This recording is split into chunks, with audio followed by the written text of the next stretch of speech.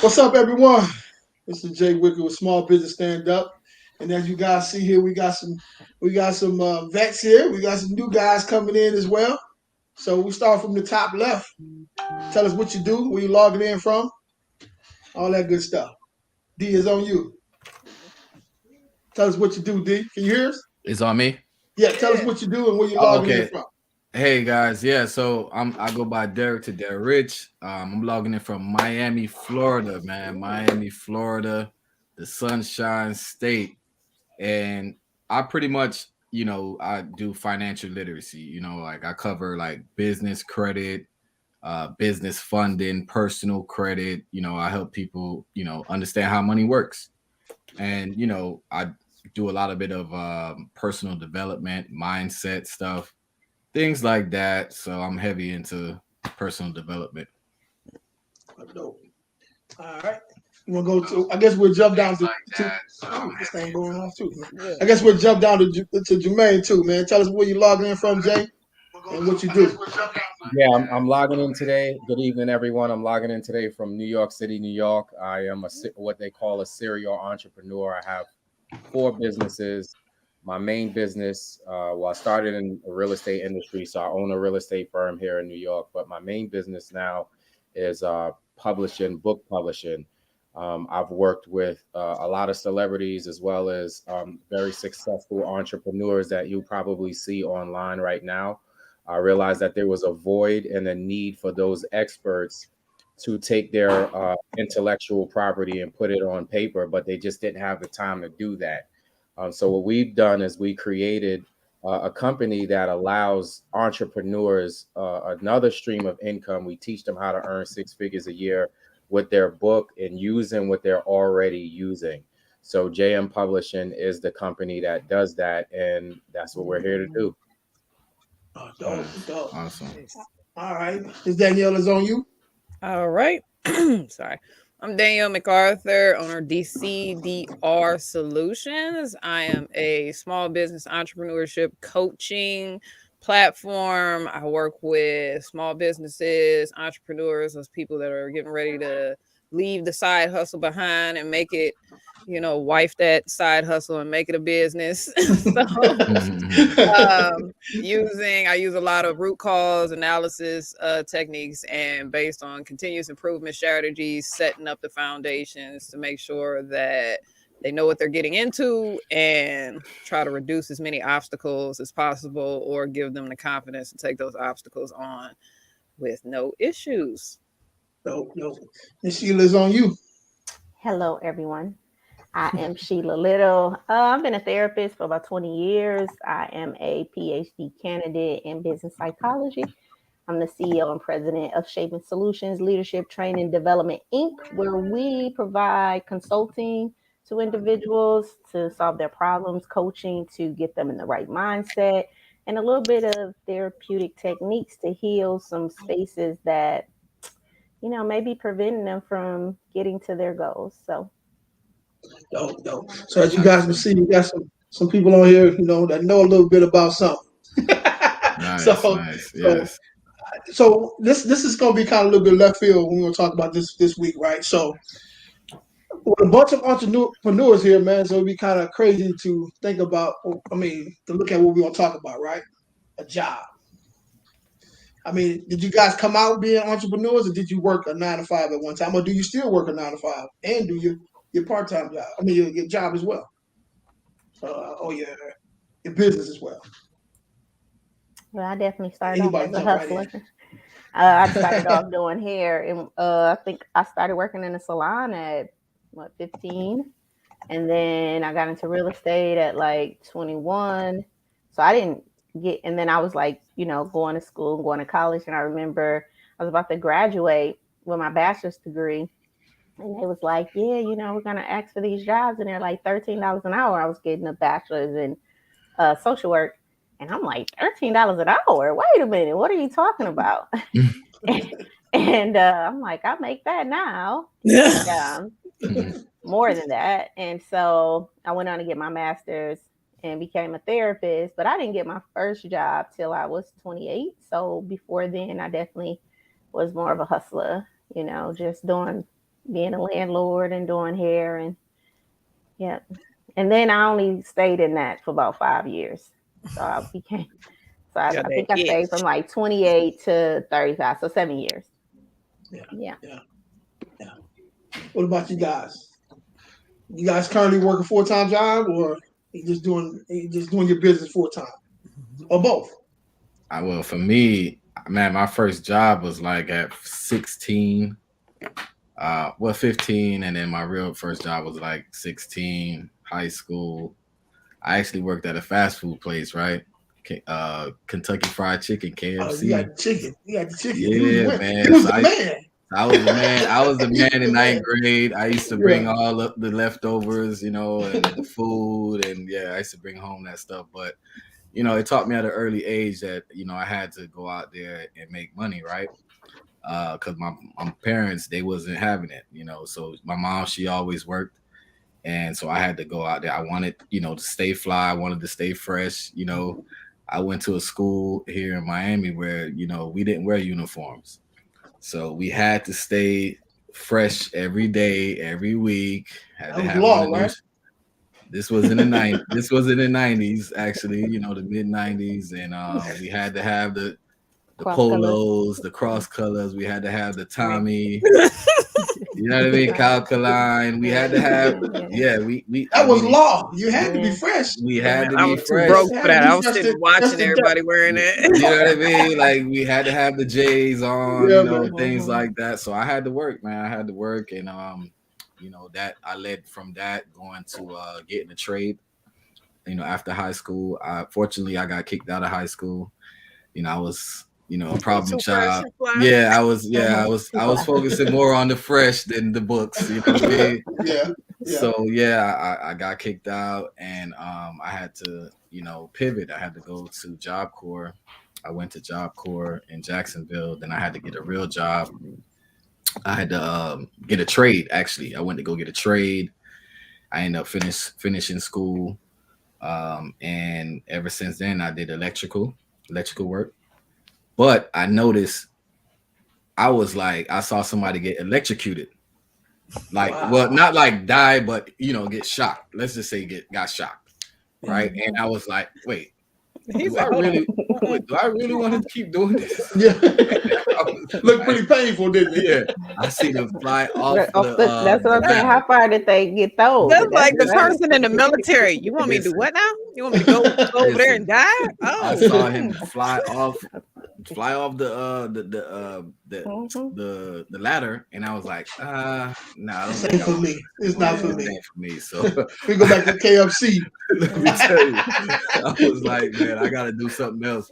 So I was just going through my motions with the job. So I really had a lot of jobs until I was like, man, I gotta, I want to be an entrepreneur. I don't like to be talked to any kind of way. And I went back to school to do video production. So I would do that on the side and then just work other little jobs part time and things like that till I just became a full time entrepreneur where I'm is right now. Go, go. Yeah. All right. Anybody got something to add to that? look, I Well, forgot what the question was. well, I can chime in real quick. I've been an entrepreneur since the age of 25. I was employed and working various different jobs until I realized something one day that I was always telling people to live their dream, but I wasn't living mine. And the reason why I say that is Yeah. even as a real estate professional, we're still building, or I was still building at the time, a dream for someone else. And that I was walking into their office, I was selling real estate, splitting a commission with the brokerage. And while I wanted to live my dream, I wasn't. So what I decided to do a few short years later was to open my own business. And I didn't realize at that particular time, opening my own business wasn't something that was for the faint at heart. You have to really want to do what it is that you Yeah. want to Yeah. do. But it creates time freedom for the people who are diligent and who really want to do the thing that they set out to do. And it also has put me in a position to show my children as well that they don't have to be employed by someone. They can be employed by their dad, or they can start a company or a business. So that's the motto in my family, well, at least with my children. that they have an entrepreneur spirit or entrepreneur drive in this household, and we create businesses here. Absolutely. I teach my kids the same thing too. Are you raising employees or employers, right? Exactly. Yes. I feel like I probably spent the longest in the work game, man. Y'all make me feel some kind of way. Right. I came out of college because it's like when I was in high school, my mom always told me my job was to get good grades because I was the certified nerd. So she knew that would pay for me to go to college. So I worked a couple summer jobs or whatever through a summer youth program, but I never had a job until I got to college. But when I got out of college, I entered into the food manufacturing field, and I was like, oh, this is kind of easy. And it's like you get safe in that comfortable, easy space. But then once you start to realize, wait a second, I need to start moving up. And I started moving up, and it was just the more I moved up, the less I liked. And Jermaine hit the nail on the head where it's like, why I'm making a lot. Like when I really finally did the math and realized how much money I'm saving this other company or how much money I'm making this other company. And yes, my salary is nice, but I mean, just off of a quick math, they probably make 4 times as much of what they're paying me, if not 5 times. And it just really started to be like, what would happen if I took all this effort and all these powers and helped myself and other people instead of feeding it into some big corporate beast that's already big, that's been big. Like why not give back to somebody that's just starting or to get that momentum. But it was fun, but that wake up call, when it comes and you can't stay in there long. Like and the thought of going back makes me itch. So yeah.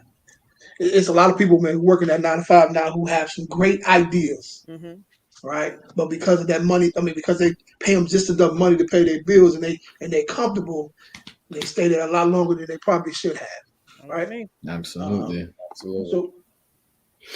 So how did you change your reality? Before you guys answer that, let's do this quote here real quick. So the quote of the day, right? It's from my guy. MJ, not my guy, but yeah, he is my guy, right? Some people want it to happen. Some people wish it happened. What happened? And other people make it happen, right? Nice. So that question, we go back to it again, man. How did you change their reality? Right? Because most people are stuck. They getting that job, man, and they giving you promotions or whatever the case is, or you get that little raise at the end of the year. So then you get to that next level. They give you profit sharing and all this stuff, and you stuck in the matrix. So how did you guys get parole, right? How you get parole, man? I just think you got to get comfortable with the unknown, right? Like so many people don't change their reality because they're fearful of the unknown. Like, what is this going to look like for me? I know what this check is going to yield me. I know what I'm going to be able to pay. I know what I'm going to be able to do. But so many people just don't know, like, with that unknown. Like I tell my clients, you're at a fork in the road. You went, left. Now it's time to go right. But right looks so doom and gloom and so scary, And so I just think that, get comfortable with the unknown. I think that's how I changed my reality.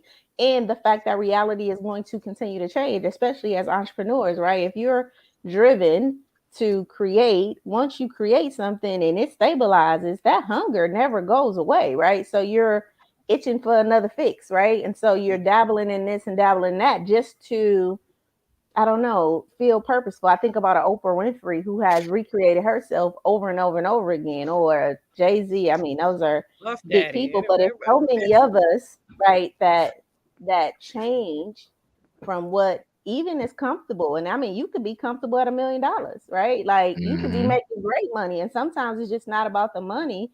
It's about that fulfillment in your life and, being comfortable with being uncomfortable to get full a little bit.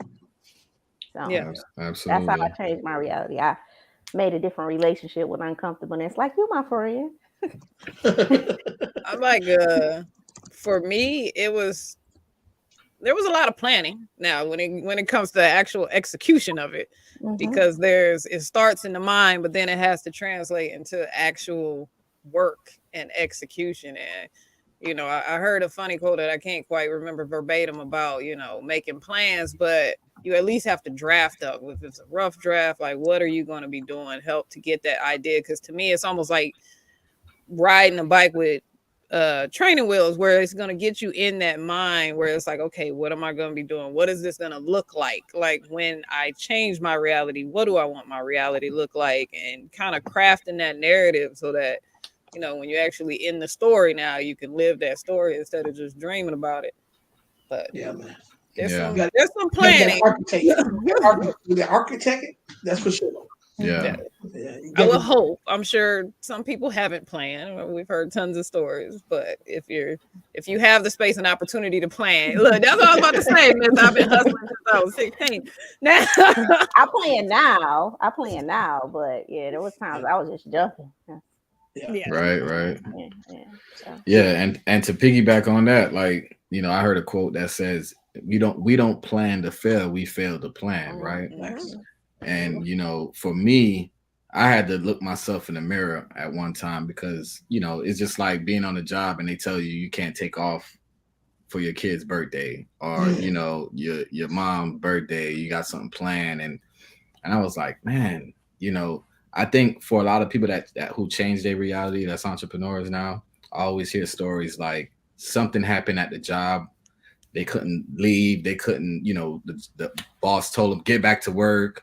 Like something happens like that to make you want to say, man, you know what? I don't need this, and it forces you to change, right? Yeah. It forces you to change, because Jim Rome says, when you change the way you look at things, the things you look at change, right? So I think something ultimately has to happen for you individually for it to change. That's why I don't tell people to leave their day job. Like, work on your day job, but work on something part-time, right? Because you work on your day job to make a living, but you could work part-time on your fortune. Yes. So I always tell people, like, that's what, when I heard those quotes, and I'm like, man, it really sunk home with me, because I'm like, yeah, you can still work, but still work part-time on something that you got going on. Don't work hard on your job and don't work hard on yourself. Yeah, you know what I mean? Work hard on yourself than you do on your job. Yeah. So, that was key for me. But I had to take that leap of faith. You got to jump, so I had to take that leap, and I did. I'm glad I did, and I haven't looked back since. Yeah. But at the end of the day, there's tons of jobs sitting there waiting. They ain't going nowhere. True. Ain't Ain't going going nowhere. That was my biggest push, where it's like, Mhm. I can always come back to this. This isn't going anywhere. The field that I'm in, my skill set, I can always go back. Why would I not? To Sheila's point, let's start going right for a little bit to see where that takes me. I can always go back and go left, but right now I want to try right. Absolutely. All right. So how we do that, right?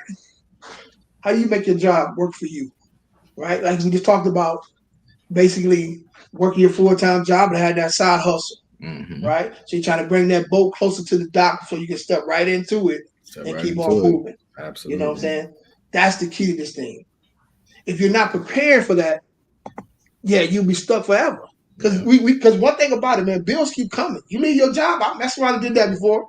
Left my job, man, and man, bro, them bills are hitting me across my head. Like, wow, I can't do that no more. I got to make sure that boat is close enough to that dock. Absolutely. You know what I'm saying? Or Look, you'll fall in the water. I got to take this one. So one of the biggest things is you got to get a control of your money. I think that's part of it.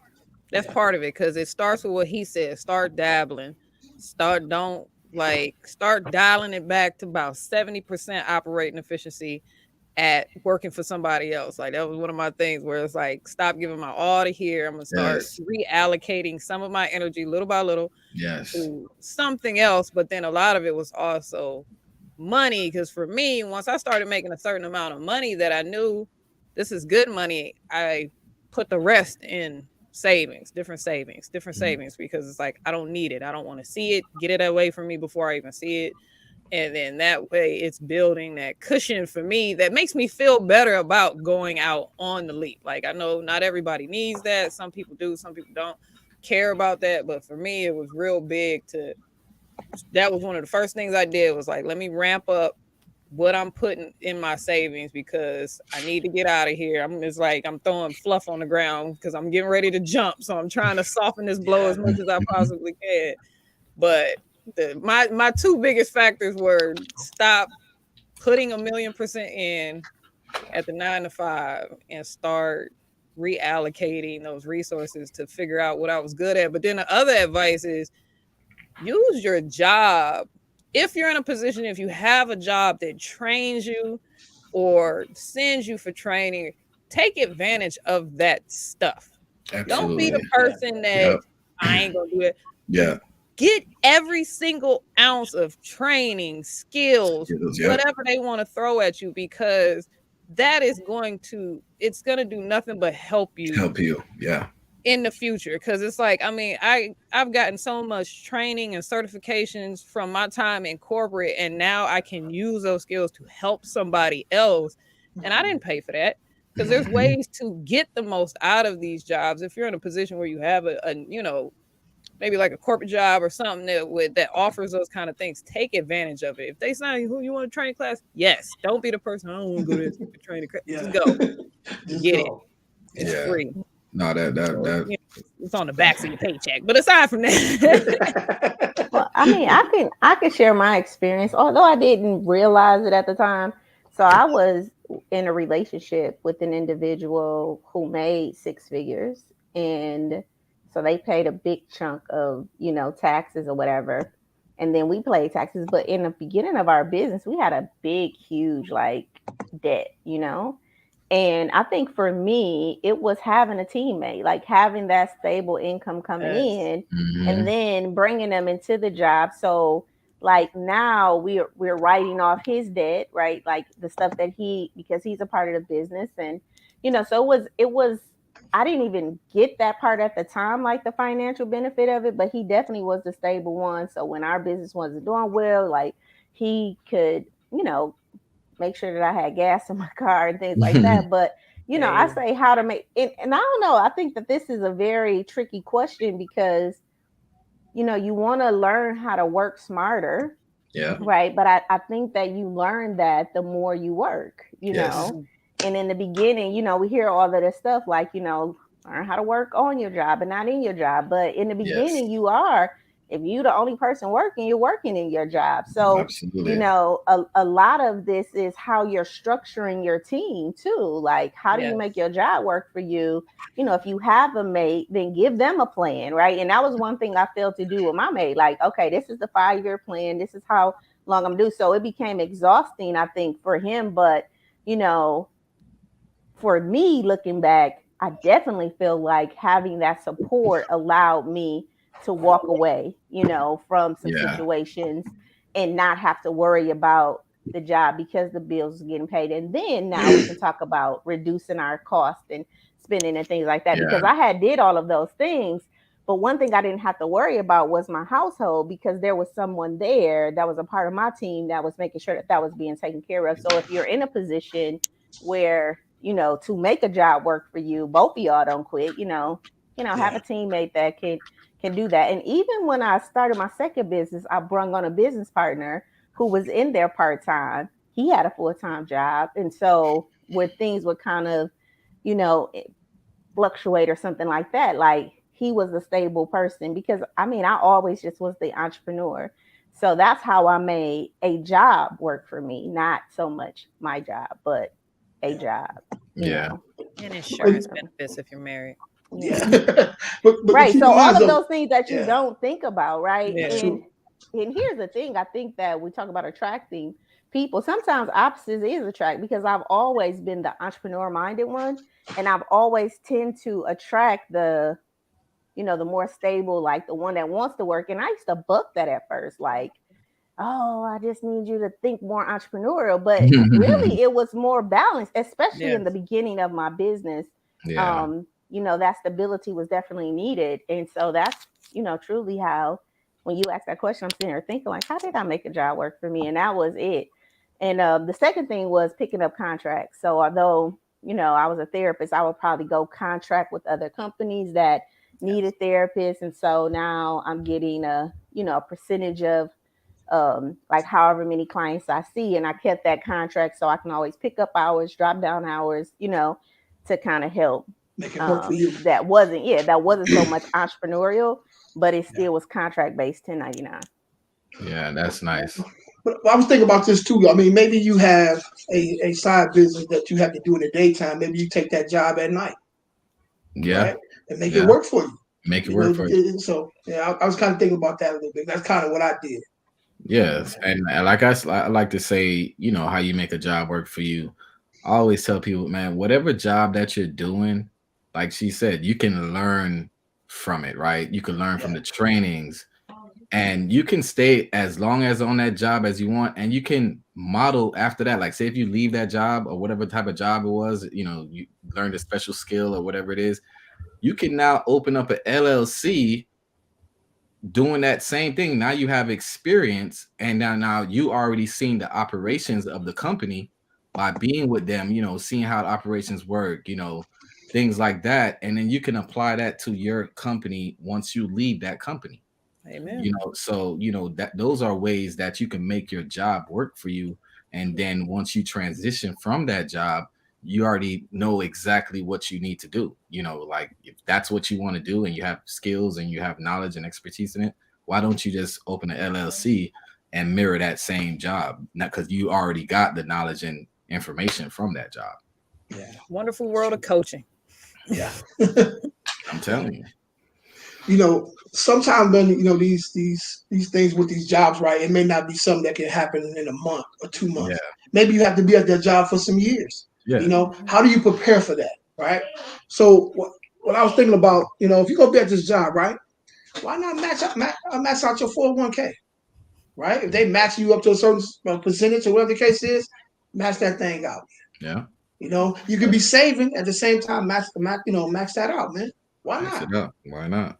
People look, as like again, all my many years in corporate, it's if you're not raised with that thought process, and if you are not blessed to have coworkers who come and check you, because that's what happened to me at the last company that I worked for when I got there. So this company actually did profit sharing and matching.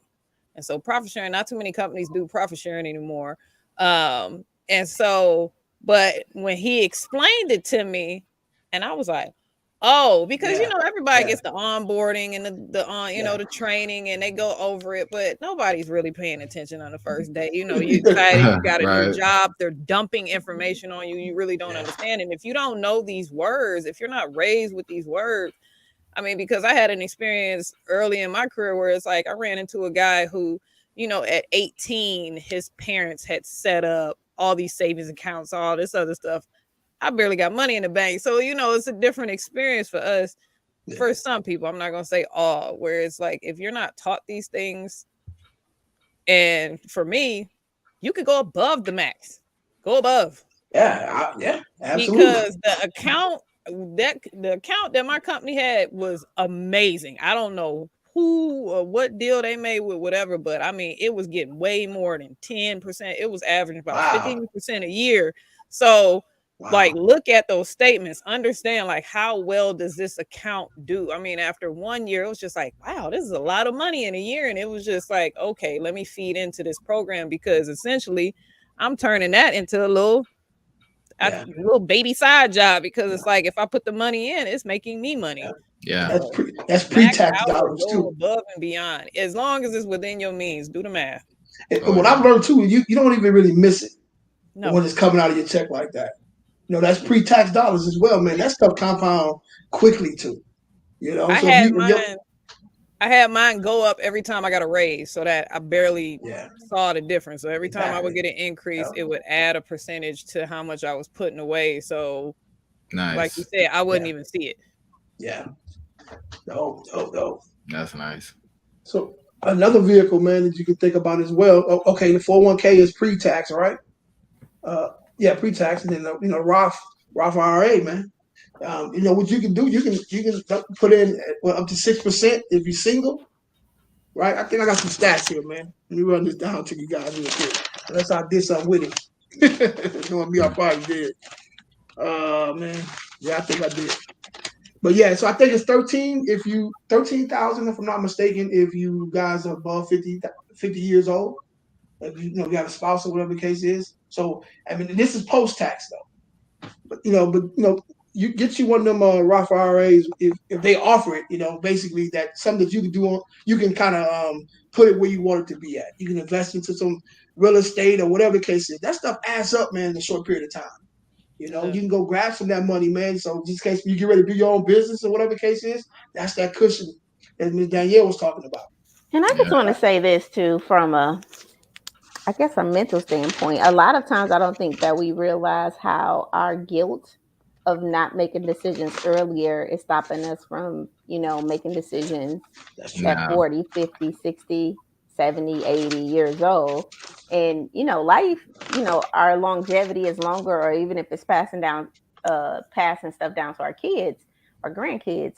And I just think that a lot of times we allow the guilt of not doing what we should have, could have, did, stop us from doing what we absolutely could do now, right? If that's getting a Roth IRA as an entrepreneur, if that's investing in a 401k as an employer, if that's talking to the HR company, HR department, like Derick said, and saying, hey, what do you bring consultants in for? And, now devising a plan of how you can pitch yourself as a consultant or coach to your company, after you leave that position. And, I think that we really have to deal with that guilt, of, like, oh man, I should have did that. I could have did that. What if I would have did that? And mhm. the opportunity is now, we only know what we know until we know something different, and now that you know something different, do something with it versus real about what you could have did with this new Coulda did. information. Right. Yeah, Look, absolutely. and I got a story to piggyback exactly that hits that nail on the head because I opened up my IRA, my Roth IRA, when I was 27. I Oh was wow. just putting $50. I think I started at like $50 because I was able to do that through this specific company. And then as I started making more money, it was like, okay, let me start putting more money. Let me start putting more money. And I was just doing it. And then that's the money I used to buy my first house. Because Wow. at the time when I opened it, I wasn't thinking about buying a house. I wasn't thinking about buying a Mhm. car. It was just like you said, Sheila, there was an opportunity. Smart. Like I just heard a story about a guy who did this at 18. I'm a little Yeah. late, but I'm not too late. So let me Yeah. start doing this. But Yeah. and Yeah. then when you really talk to a lot of financial people, the ways to really flip that and use that is so much Yeah. more than what it's not. It's a lot more than just a savings Yeah, account. and if It's you the and money if you you really are honest, like people really don't start living their life or their best life or a fulfilled life till their late 30s, have. right? Amen. Early 40s, like you're still figuring this thing out. Remember, you have only been on earth for 30 years. Like your frontal lobe has only started closing at 25. That's why you can stay on your parents' insurance. So you've only been making decisions for yourself after 25, right? And so a lot of this trying to play catch up or wishing I would have done it earlier or, and then know that they call, especially African Americans or any brown person, a disadvantaged population for a reason. And it ain't Mhm. just because the color of your skin, it's the lack of information. Lack It's of just, yeah, information. so you're at a disadvantage because you haven't been given the same information, Yes. right, that other people have been given. So don't look at that word disadvantaged like from this, yep, It's not educational disabled. and Yeah. yeah, Yeah. it's It's not not like a disabled. disabled Yeah. population. Like, no, you're at a disadvantage because you don't have access to the same resources as another population does. And Yeah. that disadvantage is probably why a lot of our culture doesn't, in our 40s and 50s and 60s, we start feeling fulfilled, right? Because we started off slower, right? And we're trying to change that, right, for our kids. But I mean, still your frontal lobe don't close at 25. So you still only making decisions like that 18-year-old kid is probably 3% of the bell curve, right? Yeah. Like Mm.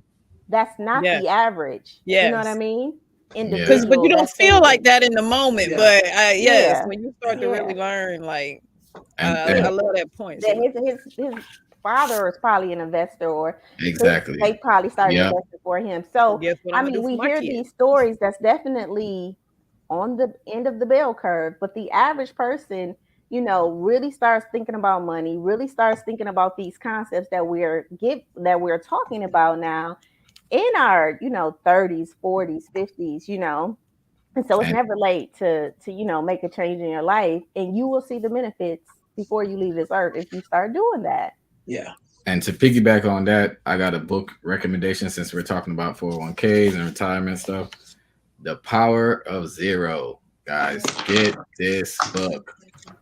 This book is the book that you want to get. All right. And when we said that, you know, we don't get certain information in our community, this is information that we need to know about. The Power of Zero. And we need to read, man. You know, there was a saying back in the days that if you wanted to keep something from a black person, put it in a book, right? Yeah. You know what I mean? And all the information that's out there, it's in books. Think and Grow Rich. That was in a book. That's the #1 selling book from over 100 years, right? Yeah. So you guys, we gotta read, man. We gotta, you know, be self-taught. You know, they say when kids leave high school, they don't even read no more, right? Yeah. Yeah. And the average American or average person only reads at a 3rd grade level, which means their level to comprehend information is limited, you know? Yeah, no matter if they went to high school or not, we're still in comprehending information at 3rd grade level. So I'm with you. Read. Yeah. And then someone said use life insurance as a tool. Someone just said use life insurance as a tool. Yeah. And that's important too. Yeah, you know, we you know, life insurance. Yep, definitely a tool. Yeah, that's important, man. I didn't know about life insurance. I heard people say life insurance, but I always thought it was a scam. Right? I'm telling you, I thought it was a scam. Yeah. I'm just getting on it myself, man. You know what I mean? Until recently, the life insurance part. With the, you know, I got a life insurance. Listen, let me tell you. It's interesting. But listen, right? But listen, I got it. I'm 42 years old. Believe it or not, I got my first life insurance policy at 40 years old. Because prior to that, like I said, I thought life insurance was a scam. My mom, she had life insurance, right? But I had no clue about all the different things that it could do. Right. And the guy asked me one simple question. He was like, how, you know, would your family be better off today if you were to leave? And, you know, then they were while you're here. And I had to think about it. I'm like, you know, nobody never asked me that question before. So would I be a burden, or would they be a burden on someone else? And I'm like, damn. You know. So I had to get a policy. I got a policy, and if something, God forbid, if something was to ever happen to me, I know that I left them something, you know, behind, and I can be taken care of, and nobody have to do a GoFundMe account. That's grown man. That's grown person. And that's a big thing, because it's like you hear so many people that don't agree with it. It's like, yes, if you don't have any debt, everything's paid off of, you know, everybody's good, then no, you don't need it. You're good. But if for somebody coming from, is exactly because that's what hit for me, where it's like listening to stories of how you think they built wealth. Yeah, man. Checks when people died. Like, it wasn't necessarily, you know, they weren't doing, you know, there was so much of the population who they weren't doing anything extraordinary. They were just getting big checks when people died. And you compound that and you build that into that into your legacy. And that's how I heard how Jewish people, that's how they do it. Yeah. Like when grandma dies, it's $1 million policy passed on to the grandkids. Okay. And so on and so on. Yeah. So, you know, and I had no clue that's what they were doing. See with us, two sides of that story, because if you don't train them, then it's gonna be gone in a month, and then all that work you did is for naught. So we're talking about Jewish people, though. Oh, so you know their discipline. Yes. Well, I think that you speak to a good thing, Derick, which is like how we were raised. Yes. And we have to understand that we are very suggestible beings, and a lot of the resistance that we have to changing our reality, not having a job and being an entrepreneur is really of what you heard about that, right? Growing up, and you're still battling those beliefs versus taking the facts for what they are today, Yes, and in a yes. Jewish culture, they taught, for me, we didn't talk about death. So how are we going to talk about insurance, like life insurance, when we don't even want to accept that grandma in there on hospice? Okay. Exactly. Die, Exactly. So it's like, that's the bigger issue, that can we even have this conversation about death and looking at life insurance as not just if I die, it's not a death policy, but it's saying I'm being responsible with my value and my ethics and my Yes. worth, right? And I'm making sure that that's insured. So if Yes. something happens to me, my kids are insured, my family is Yeah. insured, my wife is insured, my husband is insured. You know what I mean? Yeah. Yeah. Right. If And changing you're that the bad, dialogue about it. if you're the breadwinner and you pass and you don't have life insurance, it's gonna be two tragedies. They're gonna miss you, of course, but they're gonna miss your income coming in. Yes. But it ain't even the Absolutely. breadwinner, Be because responsible. my Be uncle has responsible. life Absolutely. insurance policies on all my cousins, right? They're not his kids, but he just want to make sure, like, I mean, everybody, like, he just thinks strategically. Like, No, it okay, is. he got a life insurance policy on pretty much everybody in my family, That's right? smart. That's a smart man. Because Sheila, that's the next level conversations people don't want to have in our community. Kids die. Listen, Young and people guess what? die. And It's then cheap. a life insurance policy Get is license. way cheaper on a Yes. child because of the cost of life insurance on when the child is young. Yeah. Right? You could pay that all the way up until God knows how long, right? So we just got to understand that, man. Life insurance is a tool, just like how you put insurance on a car and insurance on, your phone. Why not insure your life? Like, right? Why not insure your life? That's Right? it's sad, but it's Like, we not sad, even but- And telling the it's so kids. crazy because two of those things are like auto insurance is required. You It's have required. to have Why it. is it not Can I say required this, for your though? life? Right? Yeah. Right? Like I that do- it's unbelievable. Like, I don't know what's going on here. I do want to say this, though, because I have a healthy life insurance policy, like healthy. And I remember checking the box off, right? What I want to be insured for. And I remember this fear, like they're going to feel like I'm, trying to get down, or, like this little nervousness of my life being equated to that amount of, Watching so too much CSI and snap. You know what I mean? Oh, I see what you mean. Yeah, I see what you mean. So I'm yeah, like, okay, like I know that my life is that, but checking that box and saying if so happens Sheila passes on, this is how much her death benefit will be. And we know we're talking about like figures, right? It was like that was a nervous, like check for me. But it reminded me about my money story, right? Yeah. Like, so I could say I'm worthy, right? And I can say I'm valuable, but now I'm going to place this amount of money on me to prove this. man. And like this Absolutely. emotion that came up Yeah. in me, like, Yeah. if are they really gonna pay this to me? Like, if something happened or my family? Yeah. And I Start a think question. I think that we're talking about emotional management. The reason why we Yes. don't do what we're supposed to do, or the reason why grandma only put $20,000 on uncle policy, but she been paying it for 50 years, right? Yeah. A $5,000 policy. Yeah, that's You know what I crazy. mean? Yeah. Yeah. I feel you. Look, I I pause was that. just about to say that. That was a big one for me. I want my kids if my husband both What? passed. Yeah, that's Because important. I think life insurance opens that doors to those Emotional grown-up management, yeah. conversations. Because everybody, regardless of if you agree with life insurance or not, what happens to your family? What happens to your things? These grown-up decisions and that you have to make, and grown-up conversations, especially if you're in a tumultuous situation. Because I was very similar, and I was like, wait a second.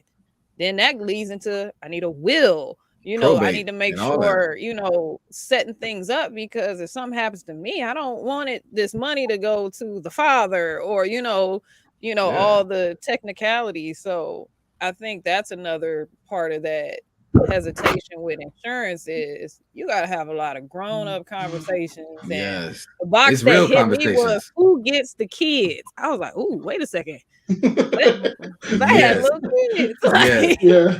Yes. I also And believe, I also believe with regards to life insurance that we place the value on what life insurance does after we pass away, and not what life insurance does for us while we are living, and how we can create infinite banking, how we can infinite banking, yeah. borrow money from policies and purchase real estate properties and things like that. And actually, as we talked about one of my businesses early on, we actually just published a book called Creating Wealth Through Life Insurance Oh, nice. by life insurance specialist Lindsay Smith. It's called Creating Wealth Through Life Insurance.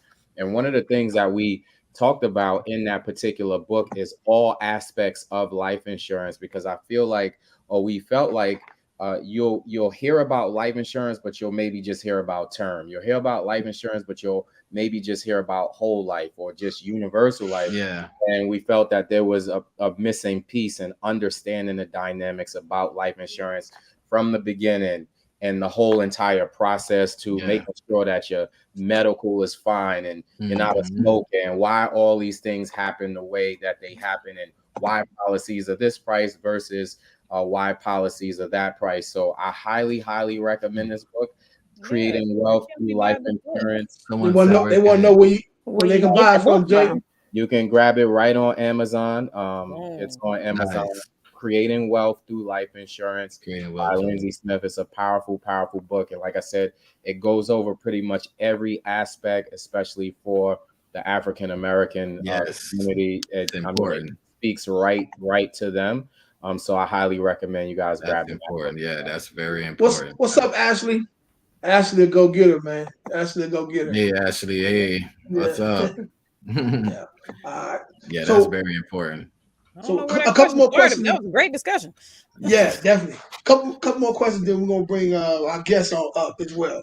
All right. So, where we at? So here's well. Okay, let me say this first.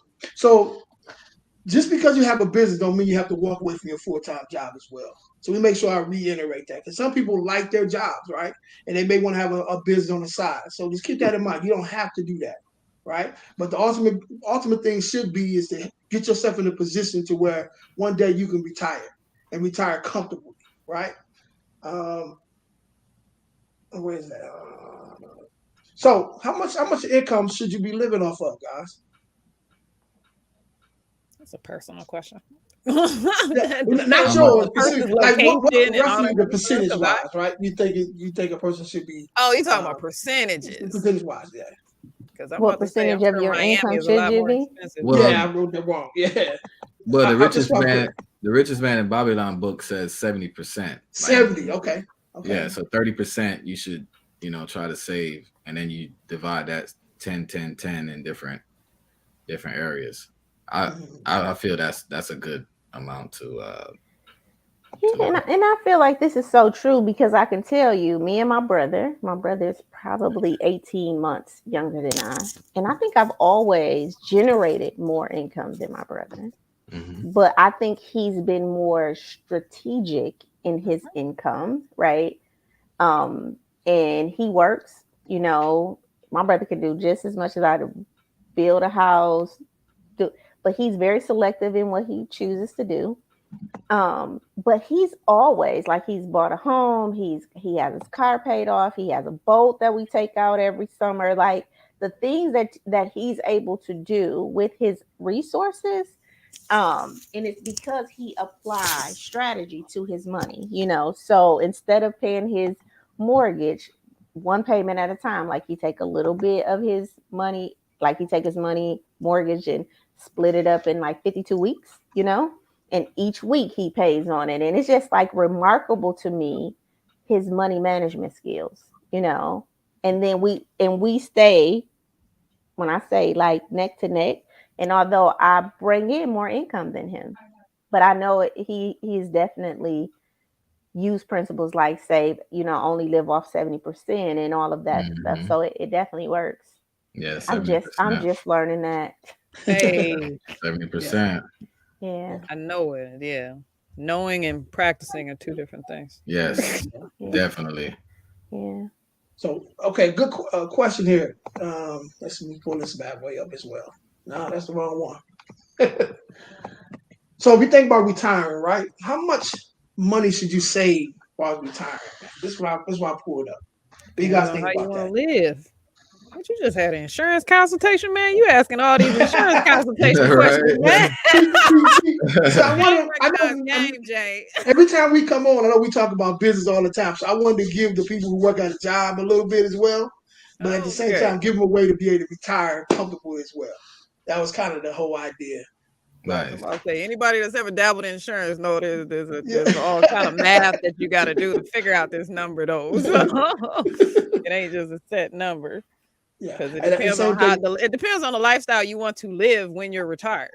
Yeah. So Which I think is the conversation that's not had, you know, the again, lifestyle that you want to live, because I Yeah. think people retire and they still try to live the same lifestyle, but you can't because you're only living off a percentage of that Fixed income. income. So practicing that 70%, practicing that while you're working is going to help you sustain your lifestyle when you retire, you know, because you're bringing less income in unless you become an entrepreneur, you know, Absolutely. and supplement your income.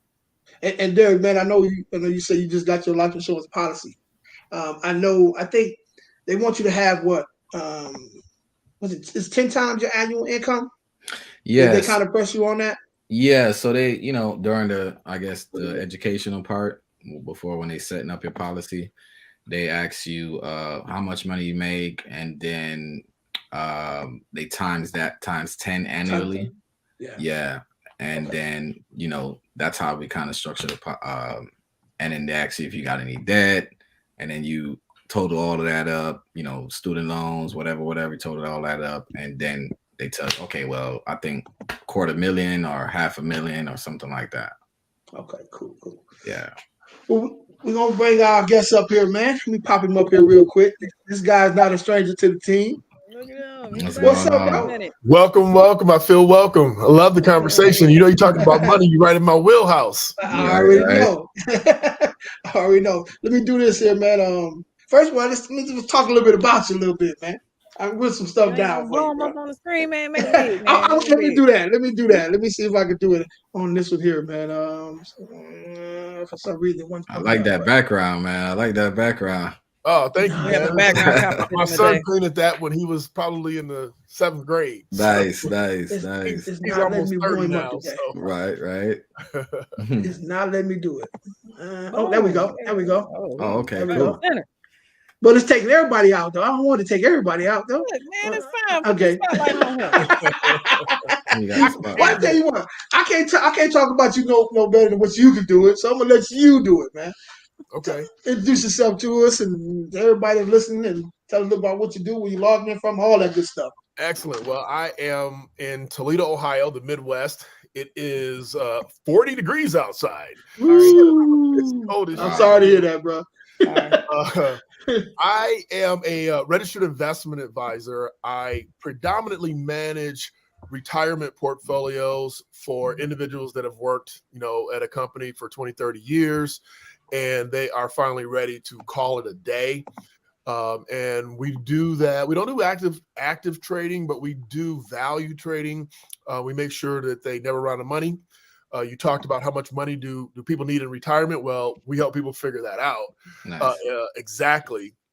And the number changes the closer you get to retirement. So it just depends on how well you do managing your life, your expenses, your necessities, and of course, what kind of retirement do you want to have? Are you trying to maintain the exact same lifestyle, or are you trying to minimize, or what that is?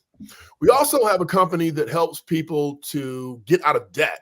So we help people with money, and then we help people to get some money. So a lot of the questions that you ask at the end part of the last portion of the podcast, we help people figure out and reposition themselves, reevaluate to get there. I am a fitness enthusiast. I do spinning. I'm a spinning instructor, and I like to work out and all that kind of fun things. I used to be a D1 athlete back in the day, many hundred moons ago. I'm an author. I wrote a book called The 24K Life Code. It is about how to live your life holistically, mentally, physically, spiritually, financially, and in your relationships. So it's about having a complete balance at a high level. And it's not about me, it's more about the tools that I know some of my most successful clients have used during their lifetimes to reach the status that they have reached. So that's my story, man. I do it well. I stay in my lane. I don't do anything else outside of that lane. We do a little bit of coaching as far as entrepreneurs that want to start up. I talked to a young man a couple hours ago that may want to get into the investment game. He's an engineer. So we do a little bit of insight specifically when it comes to young people, and they're looking to get on a path that is different than their parents, that's different than anybody in their family, so that they can reach financial freedom far sooner than normal retirement age. Okay. So I'm gonna kick it off first, man. So one thing I didn't know is that you said you're a spin instructor. Yeah. What is a spin instructor? I didn't know that, man. What's that? Yeah. So, I'm super competitive. Being an ex-football player, I'm just super competitive. So back in the day, many moons ago, I started taking spin classes when they came to town. And, the people that I would exercise with in this group exercise class were very aggressive and very competitive, and didn't matter if they were men, women, or whoever. And so, of course, being competitive, I had to outdo all of them, including the instructor. And so I got so good at it that I just got certified to teach spin. And then, my math side, financial side kicked in and said, hey, I'm going to work out. I might as well get paid for it. And I get a free gym membership. That's called a win. That's how you solve life math right there. I call that life math. Make it work for you. Turn your hobby into income. Yeah. So, Exactly. listen, I think maybe I'm the only one that's thinking. I'm saying we talking about spin. Are we talking about dancing? No, it's group exercise on a bike. Bicycles. Okay. I had no clue. When they all in the room, they pumping and they going and they sweating. You know what? When you said that, I thought it was like, how like when you go in the corners when it's like tax time and somebody like spinning this thing around. Like I thought it was actually that. Like because they do got championships in that too. I seen they had spin championships. Yeah, we just had the World Games in Birmingham. There are all types of sports. Yeah, this is called sweating your behind off. Oh, okay. Yeah, it's a very intense. It's not intense on your body, but it's a very intense workout. It's a lot of cardio. Okay. About so 45 minutes. Gotcha. Okay, cool. So we was talking about a couple of books a moment ago. So I know you're the author of a 24K Life book, right? Tell us a little bit about the book, man. How you got that kicked off, man? Did you self-publish it, or how did you get that? Yeah, the truth. I'm going to tell you the absolute unadulterated truth about this book. So, like many people, after being in the business, I'd say probably about 15 years, I said, I know so many things that would help us, and I should write a book about it. And so I started not knowing anything. I started writing this book, and I got to chapter 2, and it stayed at chapter 2 for about 10 years. So, I'm doing a master class about accomplishing goals and about, stretch goals. And so I said, my goal this year is to finish my book. And so it was in January. So in March, I said, well, I'm going to do this. And I'm the kind of person that once I decide, it's a done deal. So I decided I wasn't going to fool around with this book. So from March to Father's Day, which was June 24th, I didn't do anything other than my normal job. So outside of my normal work hours, at night from maybe 6 to I went to bed, Friday at 2 p.m. until I went to bed, all day Saturday, all day Sunday. All I did was write this book. Now, I didn't do it the conventional way, which caused me a lot of consternation. But I finished it. I finished the first rough draft on Father's Day. I was super excited. I sent it to the editor. I hired an editor, sent it to the editor. It came back to me with 14,000 corrections. I was just about to say, I hope that editor ripped it apart, didn't it? 5,000 words, 14,000 corrections. So, I I'm committed. So I did the corrections. I resubmitted it, came back with 2,000 corrections. And I'm like, I can handle 2,000 in my sleep. Yeah. So I made those corrections. And I had all along been looking at getting it published traditionally. And the process is unbearable. I mean, you got to get an agent. I mean, there's so many things you have to do to publish traditionally. So I said, yeah, I'm going to self-publish. I was super blessed because the woman who edited my book edits Dave Ramsey's books, which are also finance books. That's a blessing. So I knew through her it was a good book, or it could hold its weight. And so I just decided to self-publish, and I had been looking at self-publishing and publishing traditionally, found a self-publisher that I liked, self-published the book. It's I wanted what I didn't want. You ever meet those people that say, yeah, I wrote a book, and you buy it and it's a bunch of poems. And you're like, yeah. Book, or the print's this big. So I was serious. Like, I wanted a real book. So I got it hardcover. I wasn't playing. I wanted a real book. So I got it hardcover and 60,000 words. It's concise. So it's the book with the right way. Let's see the front cover. Yeah. Oh, I'm sorry.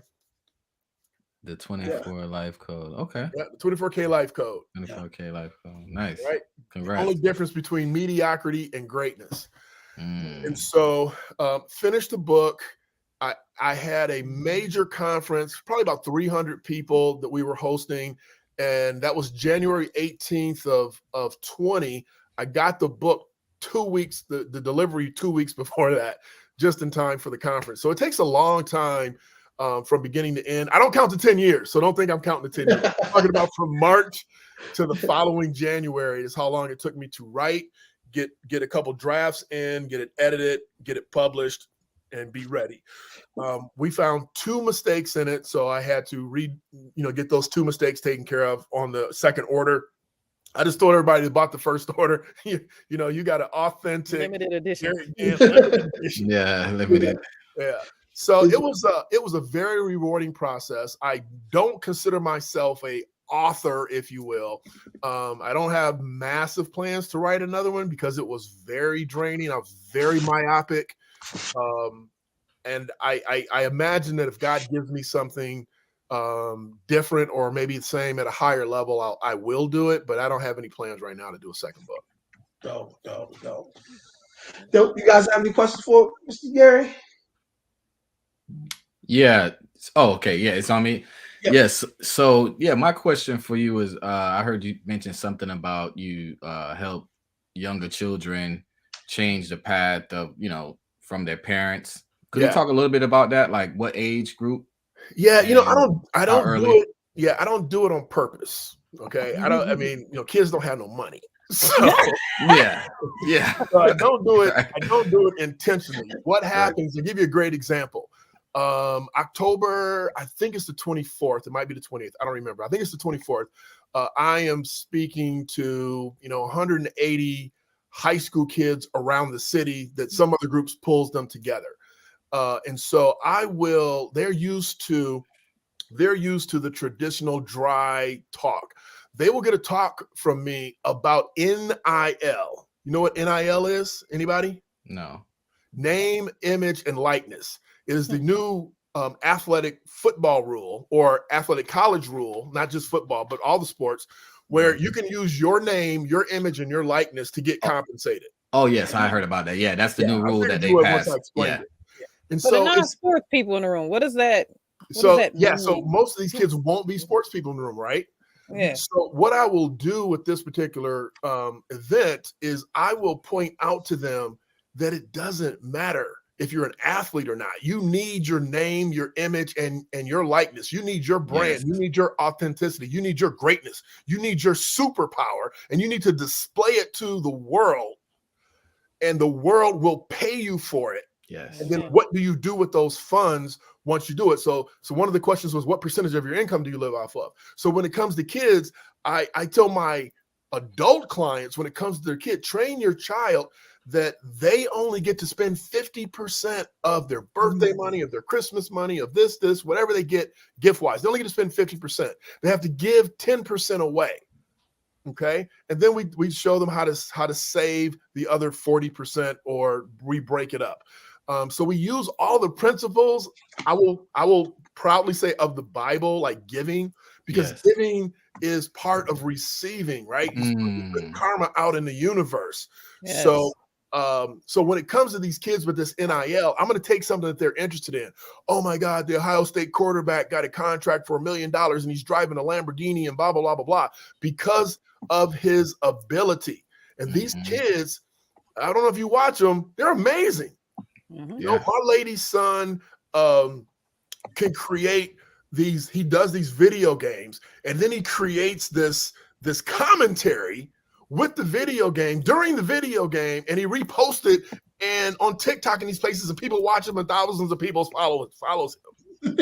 Yes, that is true. Yeah, it's real. Making it's real money talk. a lot different nowadays. Yeah. It's way different now. So even if we switched it over to not only your own personal power, but we switched it over to somebody that's going to get a traditional job. You're a doctor, you are whatever. When I go to hire somebody, or even when I'm going to work with somebody, I go look at their social media page, and if they acting a clown and a fool, I know they're not ready for DG. Yes. Because I'm in my 50s and I got zero time for games. There are no kicks and giggles in what I do with the clients that I'm bringing on now, specifically my coaching clients.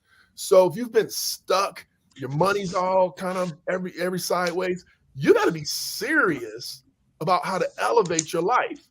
And so what I'll teach these kids that aren't athletes, that don't have this special skill, is that number one, they do have a gift from God that is unique specifically to them, and it's their responsibility to tap into it and then figure out how to get paid from it, which is what I really try to help people do. How do you monetize your gifts and your skills?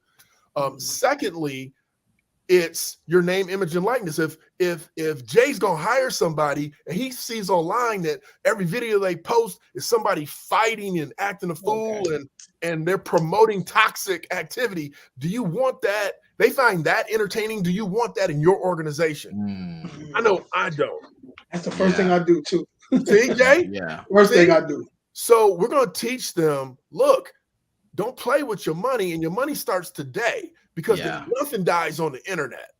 You're allowed to make mistakes. You're allowed to say, yeah, I did that when I was a kid. I'm cool with all that, right? I don't get upset when Kevin Hart says a joke 8 years ago when it was politically correct to make it then, but it's not now. I don't get uptight about that.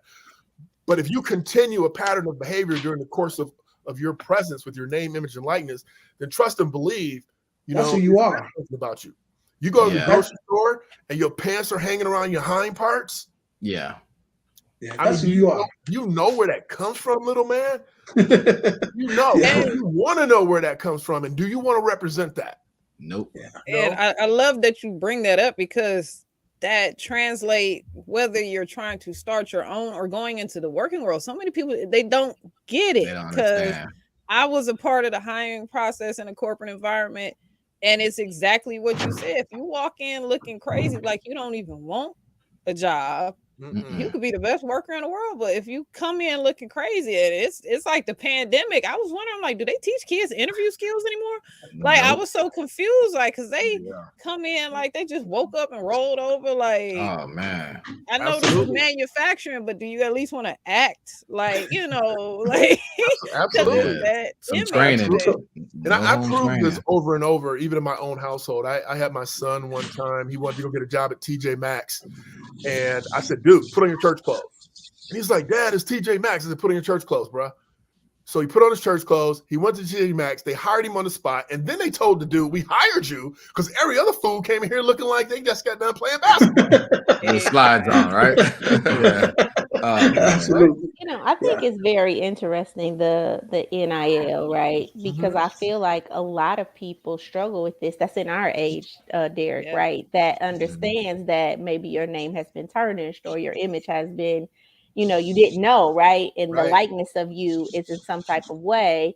And I just feel like it's amazing how you came up with this whole idea to take that concept and then now teach it to younger people, right? So that they cannot go through that process. I love that. But then even with like these like entrepreneurs, I think that's their issue, right? Why are you not putting your product out in front of millions of people? Right.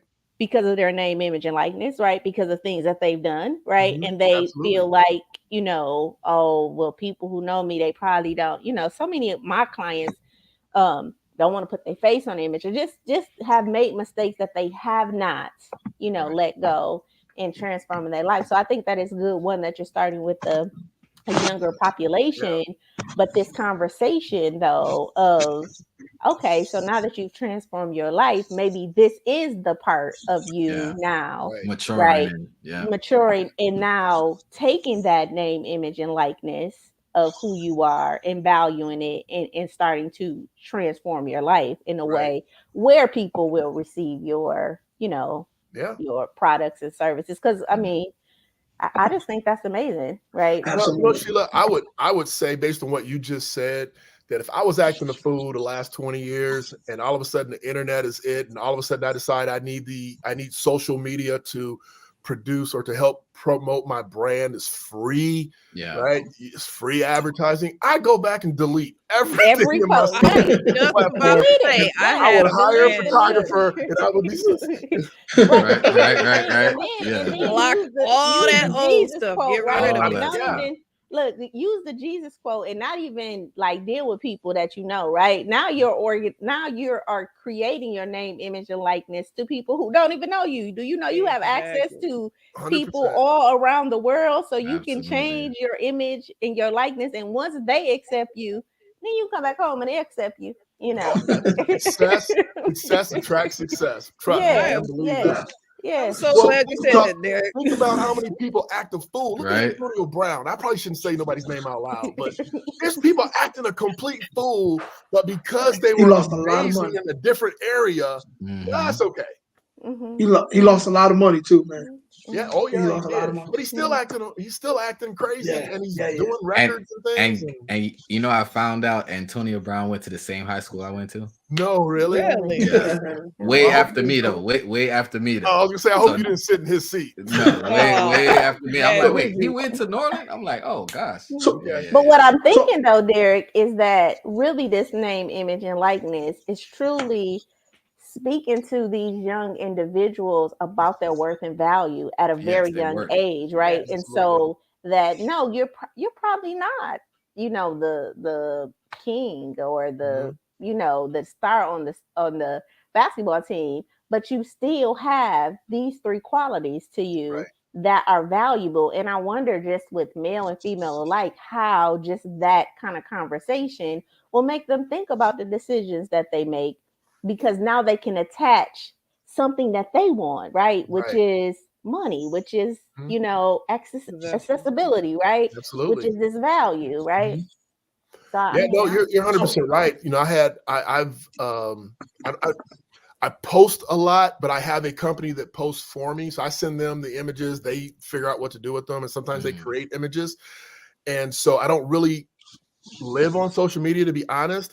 But I'll get calls. Hey, I'm not sure but you need to check your son's social account. So I'll go over and look, and I'm like, oh God. Did I call him? Dude, and he's 30. Dude, take that down. Like now. Right. And so I said, look, you're a grown man. Take it down if you want to or not. But I'm telling you, your next employer is going to go look. He's going to see that foolishness, and you're not getting a job. So you're not getting a job. So go ahead, Jay. So let me ask you a question, man. I know you're a financial advisor. Yeah. So how do you teach financial literacy to the youth? What I do right now, the biggest way I can do it right now is I teach my in my coaching practice, not my investment money management practice, in my coaching practice, I teach those individuals how to manage their finances, and then I give them a playbook for their kids. That's the first thing that I do. The second thing that I do is I started a podcast. We haven't launched it yet, but we have about eight series or videos or whatever that I do with my 26-year-old son, who's a real estate agent. And what we do is we talk all of his topics. So he gets to pick the topic, he gets to give his view, and then I give my view. And of course, I'm the expert. So, a lot of his questions are, this is what I think. What do you think? And then I answer those questions, which revolve around financial literacy, revolves around some of the branding things that we're talking about. We did one on relationships the other day and being unequally yoked, right? And yeah, unequally yoked might lead to being choked. So to answer your question, I get from the kids that are familiar with me, and I call a kid anybody that's like 16 to 25. Those people that are affiliated with me, unbelievably to me, watch my YouTube stuff. And they say, oh, it really made a lot of sense to me. And I teach a lot of I shouldn't say common because it's not common, but I teach a lot of first level things like the rule of 72. I teach about the 80-20 rule. I teach about how to. So I have my son. You guys will love this. I have my son who's 26 on path to get $100,000 in cash. Okay. By the time he's 28. All right. So we've been doing this since the day he graduated college. And then I have him on a secondary path to be a millionaire by the time he's 35. So those are the two post markers that we've set together for him. So when he talks about this privately with his friends, guess who they all call? Yeah, absolutely. Hey, Uncle D, what's up with $100,000 by this time? And what's up with being a millionaire by this time? And so they come into the office. I don't charge them the consulting fee. We take a look at where they are. I give them some advice about where they want to be and where they want to go and what they need to do to get there.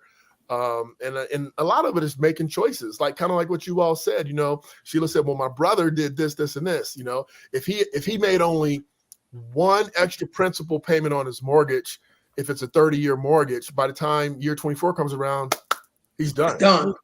Right? He's done. What So you he do? said, What you do? He said, well, I'm all upset about the interest rate is too high. I said, screw the interest rate. The interest rate don't even matter. Right? It don't. Make these extra payments and it will chop off years. And then between that, when you get a better interest rate or when the cycle turns back around in your favor, go ahead and refinance. And that's even better. So, you know, so they, and I don't know how you all feel about but they try to keep us distracted. They keep us busy. They keep us watching TV, not finding out what we need to do to elevate ourselves. Yes, ma'am. That is a perfect segue to what I wanted to get your opinion on, because for me, I've always worked in recession-proof businesses. And so, you know, through corporate. And so when people start screaming recession, and I'm watching people panic, but like, what is your opinion on how to prepare yourself? Because so many people, if you read and learn, this is when people get rich. Right. But the media is trying to scare people like, no, go high, get a job. But it's like, no, this is the time to pull that spring back so you could. So what's your opinion on, you know, the recession and things of that? Yeah, well, you know, I will start off at kind of piggybacking on what you said, which is, you know, when things hit, you know, it hurts. So think about for you, those of you that are in the athletics at all, and I'm not really into it, to be honest, but I'm into it enough to know certain things. When the last lockout happened for football, when they went on strike, them cats was starving. Yeah, man. Yeah, I heard. Yeah, man. Now these cats are making millions. They were like, "Where's my check? Where's my check?" You know, they couldn't pay that. Check the check. They couldn't understand what was going on. I'll cross the picket line because I need to eat. Okay. Yeah. So what do people need to do? You know, honestly, you need to understand, and my rich clients live by this. They live by it. They need to understand that they have to have a certain margin. I have a certain amount of money in savings. I have a certain amount of money investing. My expenses are a certain amount. Because what we believe, and I don't mean us as Black folks, I mean like people without money. What people without money believe is that rich people are so rich, they don't count their money. They just go buy the Louis bag. They just buy the Maserati. They just do this. They just do stuff. But trust and believe when they buy something, it's not 20% of their income. Yeah, exactly. It's 0.01%. Yeah. 0.01% when they spend. If they buy $100,000 car, it's 0.01%. It might be 1%, but it's 0.0 something. So we're seeing all this spending, all this high life, the 24K life, which is not what the 24K life is about. And people want to emulate that, especially us, because we never had anything. So if I go get this suit, if I go do this, if I show this, and this, then people will think that I made it. And they think they made it because they own these things. And so my answer to all of that is exactly in the statement that I just told you about with my son. Get yourself $100,000 in cash. And I've done this with several clients that were fastidious enough to do it. Get to $100,000. Well, what's the interest rate? I'm not making anything. I don't care. You are king if you have $100,000 in cash. I'm not talking about your 401k. I'm not talking about equity in house. I'm talking about cash. Okay. Yeah. Get yourself $100,000 in cash, and then invest every dime above that. Invest in real estate, invest in stocks and not bonds. Invest it in stocks and invest it. Find out, what to do, invest it. And position yourself so that you are not a minimalist, but that you can survive off of the basics. Your mortgage, don't overspend anymore. In Canada, 85% of Canadians write a check for their house. They do not finance their homes. We're the idiots to do that stuff. So what that means is that instead of buying a $350,000 house, they write a check for an $80,000 house. Yeah. Well, I think that you said something that, I don't know, hit my spirit, because the whole percentage of this thing that you're buying. So the rich person is only spending 1%. So their bag. So yes, let's say what is her name?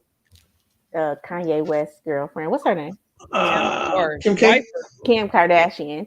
Right. She's buying that, but that's like 0.000% of her income, right? Right. You got this same bag that's like 90% of your income, right?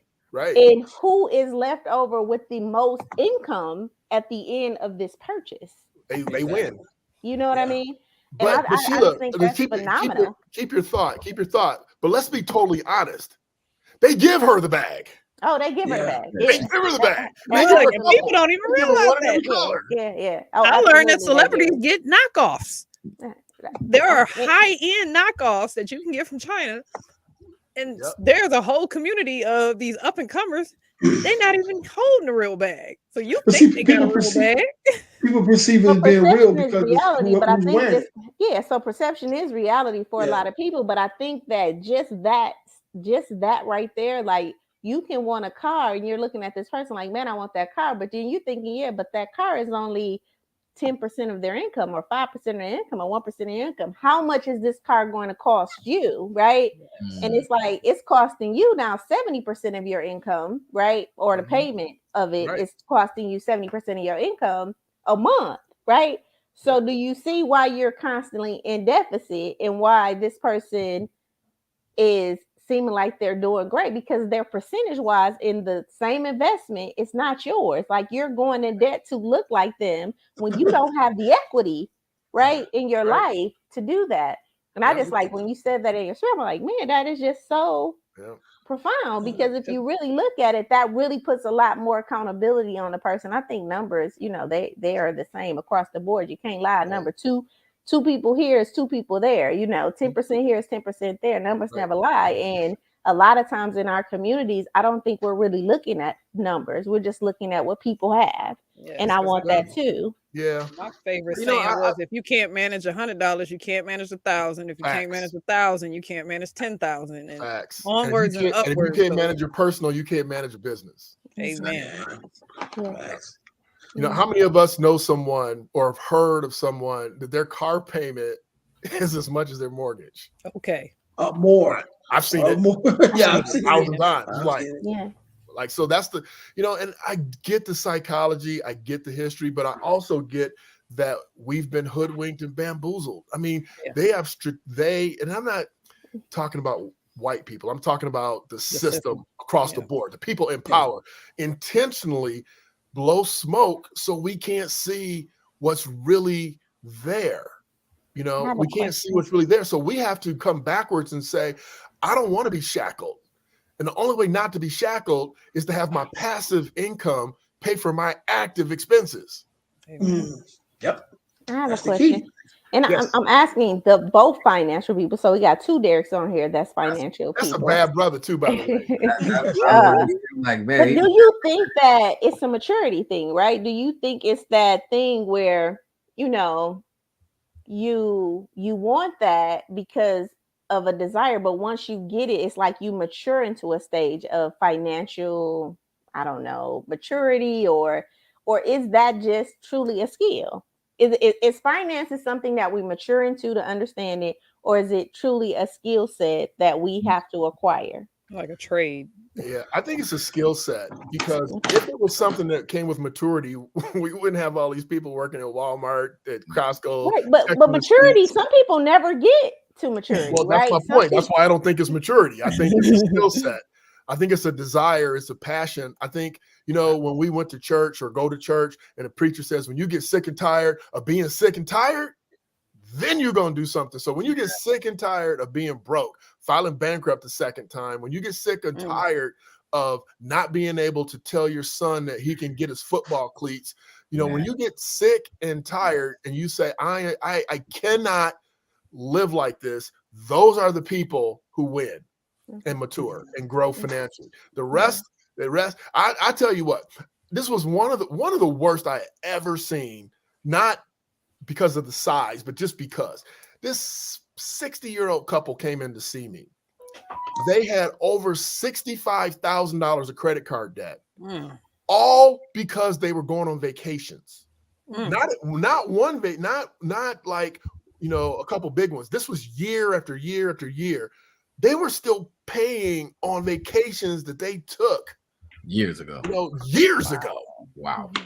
In their 60s. And then, you know what? They did not work with me. They didn't work with me because they didn't want to believe, they didn't want to hear it. When I said, look, we've had plenty of vacations. We need to stay home for a little while. Yeah. Because I was gonna say they put their desires before the goals. And so, you know, I'm like, if you really, because you, like you said, the numbers don't lie. So listen, what we need to do is your interest that you're paying on that 60 is, you know, 2 vacations. Yeah. And you know what, too? I think because I help people with credit, man. And I'm telling you, a lot of people don't understand the power of credit, like the leverage. Yes. Right. You can get certain cards that gives you promotional periods and they give you points if you spend this amount of, you know, money in this amount of months. And you use those points to leverage to travel for free or to stay in hotels for free. These are things and conversations that we need to have, because if you're just swiping away, and then you're just gonna be like, oh, I'll pay a little here, I'll pay a little there, that's gonna rack up. Like you said, the interest on that is like, you know, You're buying it twice. It's like you took 2 more extra trips, right? Yeah, you know, and what happens to people is they some of us start off with great intentions until the okie doke comes, right? You lose your job. Pandemic hits. I mean, you know, so they're playing this game on the cards and they're moving things around until they can't do it. And I've heard that 100 times from, you know, even during the pandemic, a lot of people I talked to today, and it's black, white, old, you know, middle, they racked up a bunch of debt, and because they needed to eat, like really needed to eat. And now they can't afford to pay the monthly payment because they kept moving cards and doing these things. So, you know, so the reality is that, like, I use cards. You have to earn, to me, Derick, just to me, I'm just one cat. You have to earn the right to play the point game. You got to prove you can handle the rest of the game before you get to that game. So I don't even let my clients that we're rehabbing. It's a mindset. Use credit cards. Yeah, it's a mindset. Yeah, for sure. Yes, Sheila. Strict discipline. So what do you say about? I learned about the credit card point thing when I went to Africa, and then it was like, oh, I could use my points to, you know, upgrade my travel. And I was like, oh yeah, well, use them points. And I, you know, they were sitting there, but just didn't think about the points. But what do you think about teaching people abundance mindset? And again, this is just questions. So you're teaching people abundance and living your best life and all of that. But when we come to finances, it's very restrictive. very like budgeting and limiting, that's kind of, I don't want to say it's like a scarcity mentality, but it is like like a budgeting, hoarding, like mentality, yeah, right? it's like, oh no, we want you to live in abundance, but when it comes to your money, you only can spend, you know, Right. 80% of what you have, or Right. whatever. You know Right. what I mean? Does Yeah, that make sense? I got a great answer for that. Okay. I'm telling you up front, it's a great answer, just so you know. Okay. Right. Can I be the test of that? Can I say something? So what Nope, he I already said tell it. people is, I tell them this, because I don't do the scarcity, the lack, poverty. I do none of that. What I tell them is, you do whatever you want to do as long as you strategically plan for it. You just can't do it all at the same time. Right. Right? I like mean, that's that. a simple answer. It's not complicated. So I don't tell them you can't. I say you can. You can't do it all at the same time. Yeah. You can't go to Europe and then come home and want to go on a cruise and then buy this car. I mean, so which one do you want the most? Let's plan for it. Let's put our best foot forward. And so I give you a quick story. I think it's funny. It might not be funny, but I had this client. She's a traveling nurse making tons of cash, but she had a bunch of debt before she came to see me. So she comes to see me, and I keep a couple boxes of Kleenex in the office because it's emotional. Money is energy. Money is positive and negative, and it's yes, emotional. honey. Yes, she's honey. in the office, she's crying because of some financial circumstances she got into, and so we were really working well. She was following the plan. She's doing a good job, but she wasn't there yet. Okay. So she calls the office and I answer the phone and she goes, oh, no. I don't want to talk to you. I want to talk to so-and-so. And I'm like, well, they're at lunch. I can help you because I know everything. I'm like, I can help you. What you need. So she's like, I really don't want to talk to you because you're going to say no. And I'm like, well, okay, now you got me intrigued. What do you want? So she says, well, there's this Prince is doing this concert in Chicago. It's the last time he's going to do a concert, which that's what he said, but that wasn't true. Last time I'm going to get to be able to see him, and I want to go see Prince, and blah, blah, blah. I was like, oh, cool. I love Prince. Purple. What? So she was like, for real? I'm like, yeah, how much is it going to cost? She goes, well, we're going to drive, so it's going to, my portion is this for gas. How much are the tickets? They're only this much, so it's that much for the tickets. And we're going to stay the weekend, so it's this much for the weekend and my food. And so I asked her all these questions. It came out to be like $350, $400. It wasn't a lot, right? So I go, all right, cool. Let me hold on 1 second. Let me get my appointment book so we can schedule an appointment for when you get back, because I want to hear about Prince. And she goes, perfect. Get my appointment book out. I said, okay, hold on a second. Let me make sure I said, when you come back, we're going to meet, and I'm going to have a Kleenex ready. She went like this. She was like, well, I said, because you getting ready to mess up a whole month and a half worth of work. I said, but you can go. It's your choice. Yeah. I just had a Kleenex ready because you're going to be crying again. And she's like, Derick, I see. She goes, okay, thank you, bye. And she didn't want to talk to you. She want to talk. So the next time she came in to meet with the account manager, I popped my head. I knew she was coming. I said, how's the concert? She's like, yeah, I didn't go. I'm like, oh. She goes, no, and he gonna have another concert anyway, so I'm gonna be okay. Now I can plan for it. I was like, there you go. There we go. Don't get off track for somebody who's taking your money. You go buy the album. Go rent the movie. I mean, watch YouTube videos. Go on YouTube. Don't mess yourself up over something else because it ain't that serious. Man, that's pretty cool. That's dope. Yeah. Okay, so what do you guys think about? So I asked that question because I see a lot of people, coaches, and I know all coaches are not of the same vein, but a lot of money management coaches are out here like pushing people to not live on a budget and don't live on a budget. I was like, what? Yes. What do they tell them to do? Yeah, what to say? How does that work? Abundance mindset. Let me say that. So, this abundance mindset. And you're not talking about money coaches. You're talking about coaches. Coaches in general. So, we're working with a lot of entrepreneurs on the show that may be looking for a coach or, thinking about money. So that's why I'm asking these questions, because a lot of times, you can be working with somebody that maybe have their finances in order, maybe they don't, but they're pushing like this abundance mindset, which I believe in. But I do also believe that before the apples get on the tree, before the apple is the last thing that bear on the tree, right?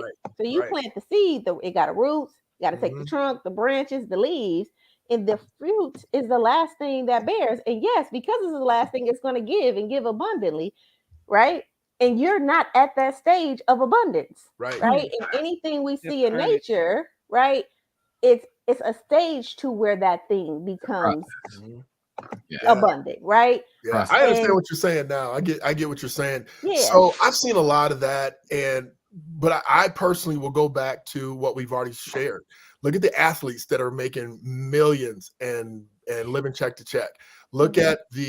at look at people that win the lottery, and look at what percent of those people are broke, like Yeah. broke. Within years. So it's not about the Amazing. money; it's about the method. right. And so, yeah, we Or the preach mindset. in the Yeah. mindset. Yeah. And so, yeah, we're preaching abundance, and you can have an abundance mindset. You still got to eat, and you still got to pay the mortgage, and you still need to send your kids to private school if that's what you do. Right. So, what I say to that is, keep everything in order.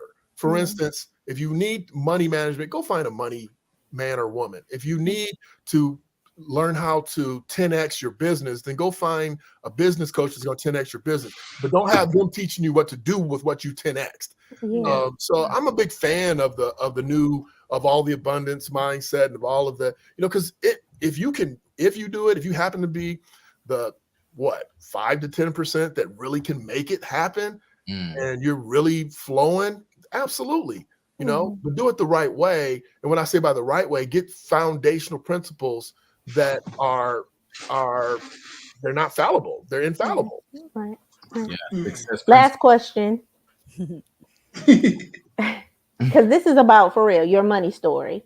So do any of you guys teach individuals on their money story, and have anybody on this panel heard about a money story? Ooh, break it down. Okay.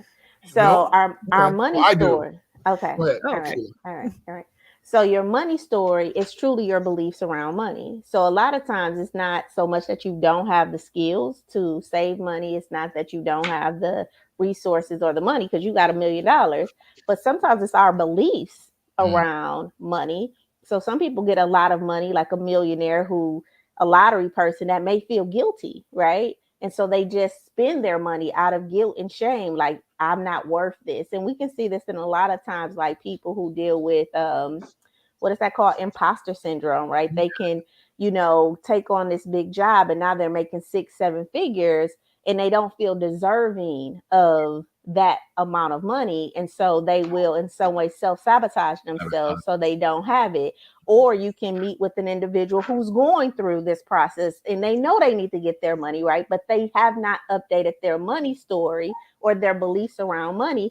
And I do want the audience to know that your money story is the most powerful story in your life. It's like above your love story, right? Your beliefs about mates and the opposite sex, or how that thing happens.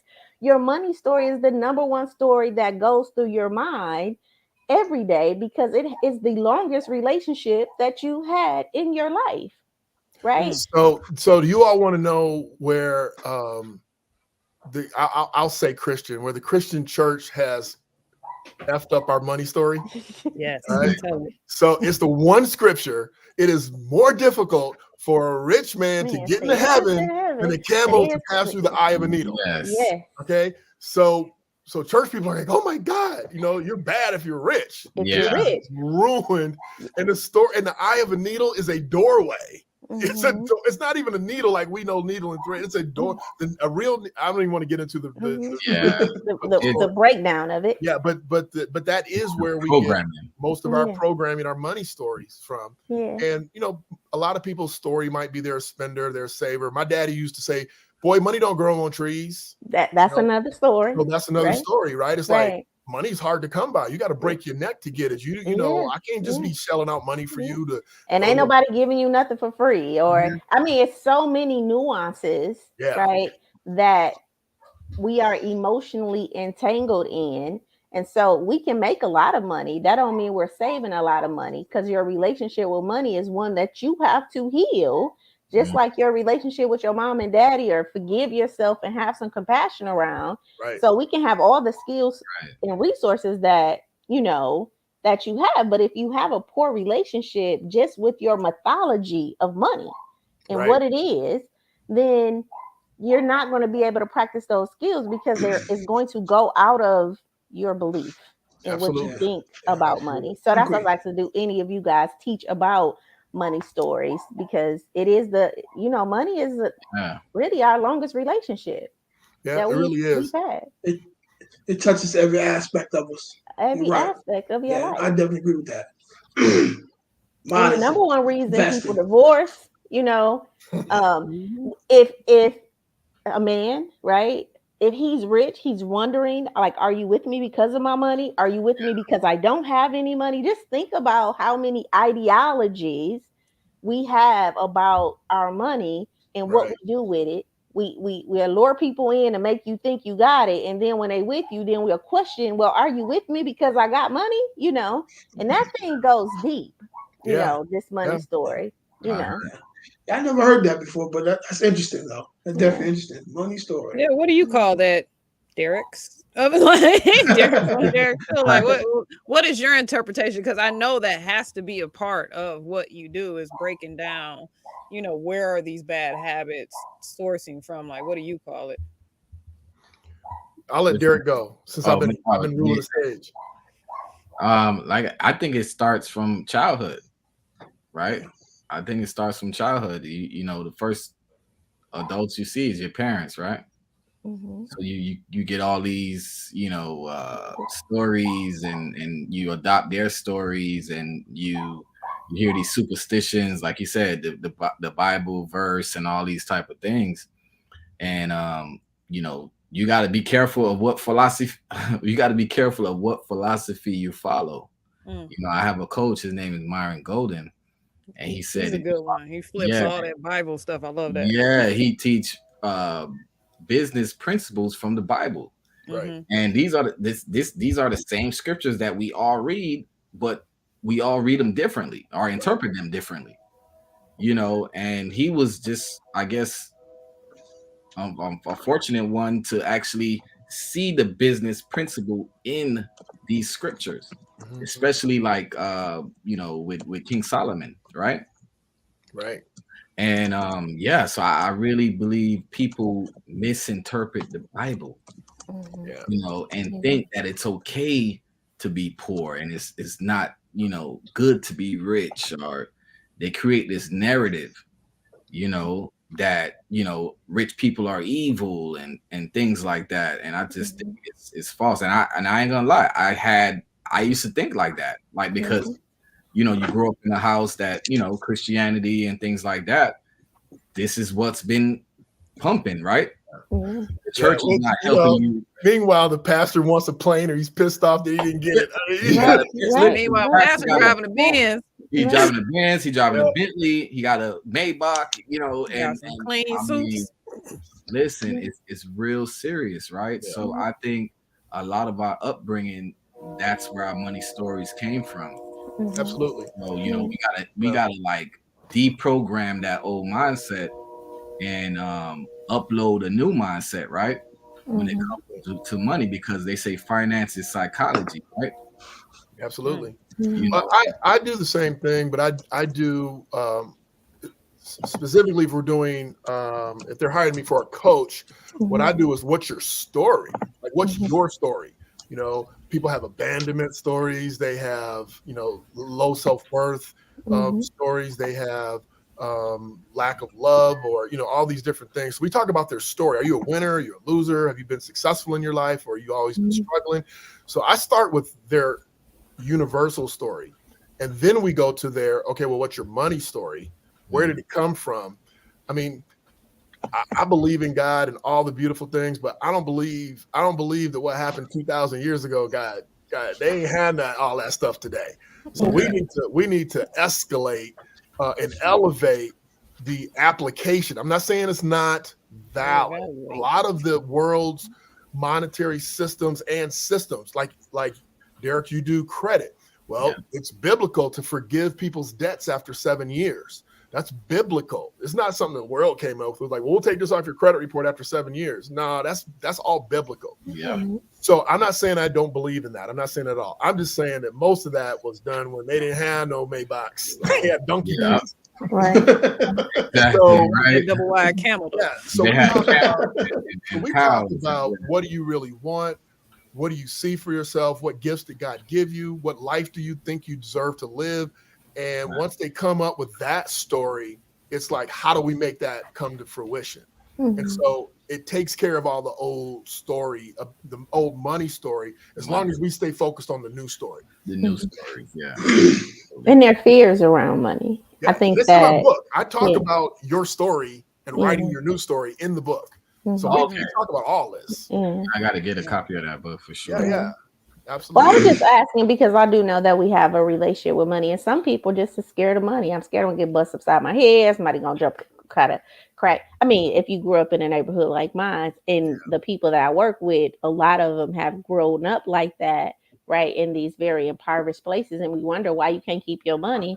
And it's a lot of fear around money. It's a lot of limited beliefs around money. And it's a lot of programs that need to be updated just around money. Sheila, that's a representative of the 5 people you're hanging around too.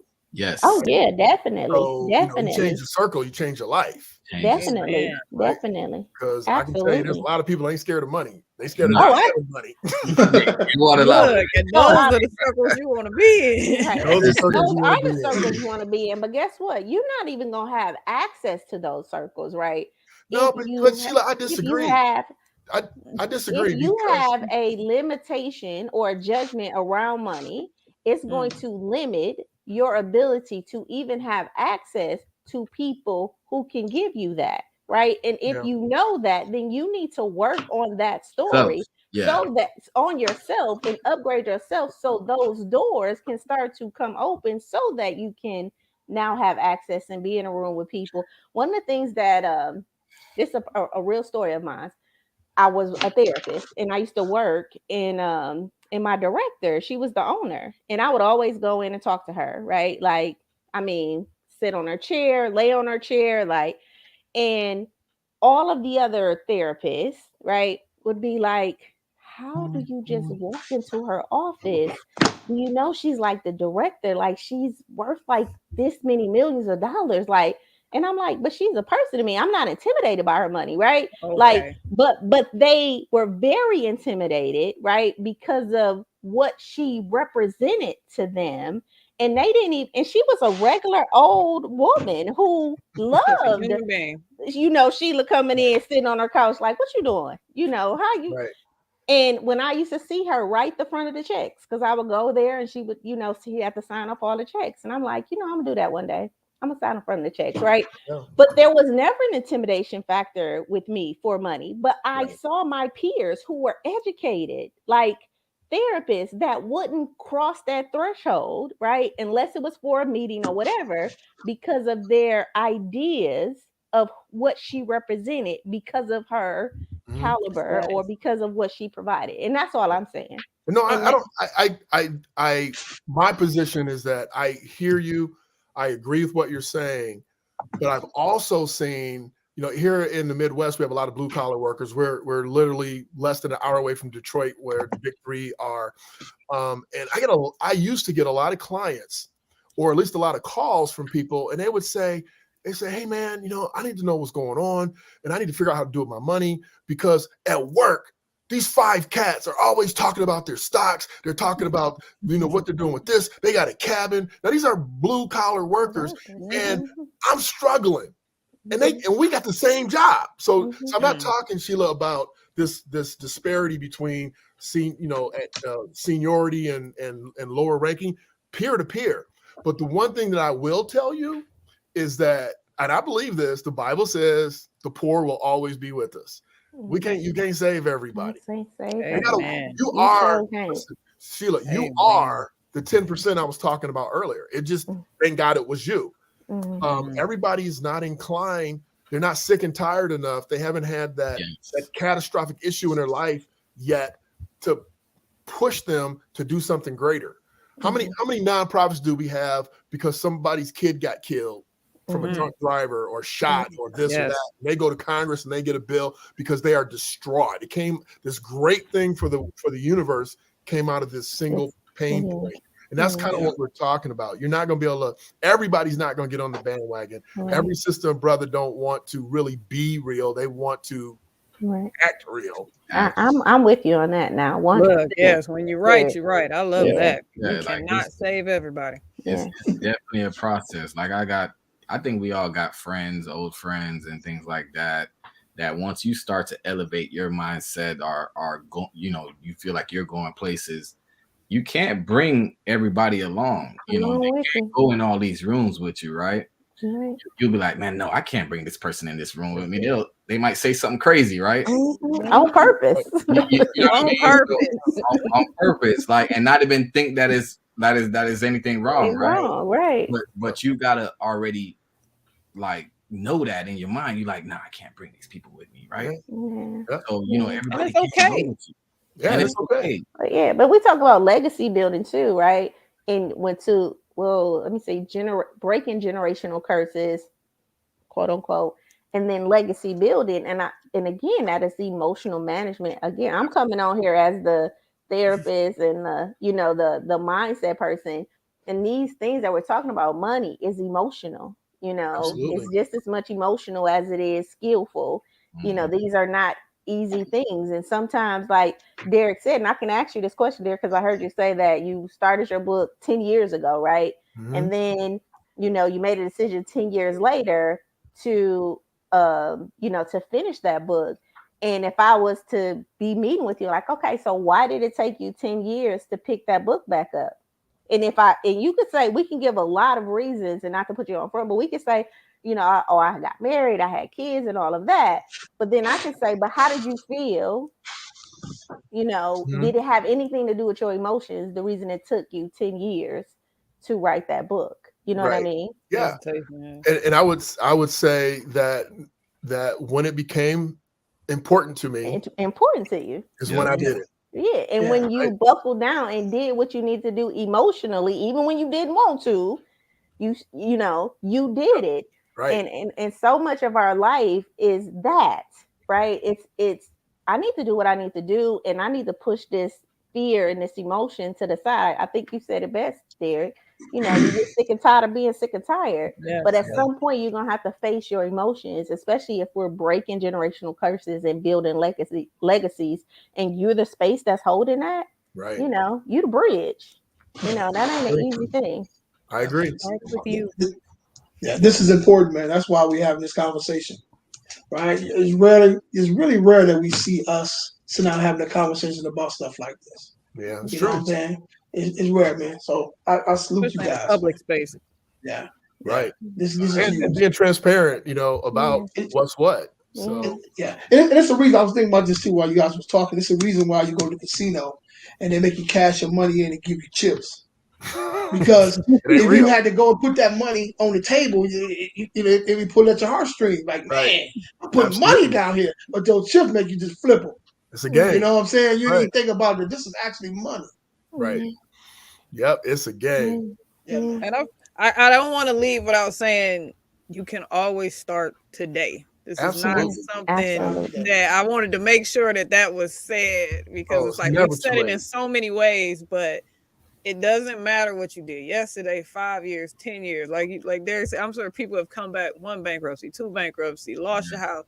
You can always come back, because for me, I see the amount of money that floats around this country. There's no reason why you cannot grab your slice. You have multi-billion-dollar companies. Why can't you get a percentage of start that company, start that brand, start that thing, start hustling on the side, go get your portion of it, because it's out there and it is not restricted to you from anywhere. Who's got my money? Somebody's got my money. Somebody got my money. I like that. Who got it? They said we're going through one of the biggest wealth transfers ever in history right now. Pay attention. There's no shortage of money out there, man. There's no shortage of money. There's no shortage of money. The problem is if your skills don't match, You got to get the skill set. you got to get the skills to match Yeah, what you're trying to go get, bro. Mhm. Simple as Add that. value to the marketplace, like Jim Yeah. Rome said. You got to add Yeah. value to the marketplace, man. Yeah. Mhm. Well, listen, man, it's been a dope conversation, man. Hey, Derek Grant, man, you came back, knocked it out of the park like always, bro. You bring that I energy, appreciate man. it. We miss you over here, bro. Hey man, I told you, I get kind of busy, but if you call me and you need me, I'll put that cape on and show up. There you go. Absolutely. You're welcome back anytime, man. Thank you very Anytime, much. brother. Appreciate you. All Man. right. Mhm. Yes, sir. I Yes, enjoyed sir. talking to all of you. And where Absolutely. we I can grab enjoyed your it book at? Yeah. It's online anywhere, man. You can any Amazon, Barnes and Noble. You can order it anywhere online. Okay. One more thing too. So you and your son have a great idea for a podcast, man. Mhm. That's a great idea. A young person Thank you. asking you questions that a young person would probably have in their mind, and you sitting that. there as OG putting it down for him, right? Yep. That's a great thing, man. Yeah, So and I we told need you we talk about whatever he want to talk about. We talk about it. We talked about relationships, which was really uncomfortable. And so hey, trying to get that hot chick and why you can't keep her and why we talked about all of that. Wow, that's good. I So- got to hear so- that podcast. I got to hear We that. haven't launched it yet. We'll launch it. I'll let you know when we launch it. We have about eight hey, things that we take. We wanted to have about 10 there you go. things that we had in the library before we launched. We didn't want to launch with one video. And also, I'm launching a podcast too. I would love to invite you on my show too, man. I'd love to be there, man. Three Thank Derricks, Derick, and come on, man. That's love. What? What? When we have a network, you guys can put it over here too, man. So Look, let you me better know. tell him, Jake. Absolutely, absolutely. Right? Listen. Let's do it. Yeah. Oh, you're So proud. now Derek here. You got Derek 2 on here. I forgot your last name, D. What's it? Rich? Oh yeah. Well, I play. It's like a Derick to metaphor. Derrick. Yeah, it's like Okay. Derick to Derrick. So like I went from Derick to Derrick. That's Okay, gotcha. Mhm. And Jermaine Miller as well, man. So they knew they would be here every week with us, man, going forward.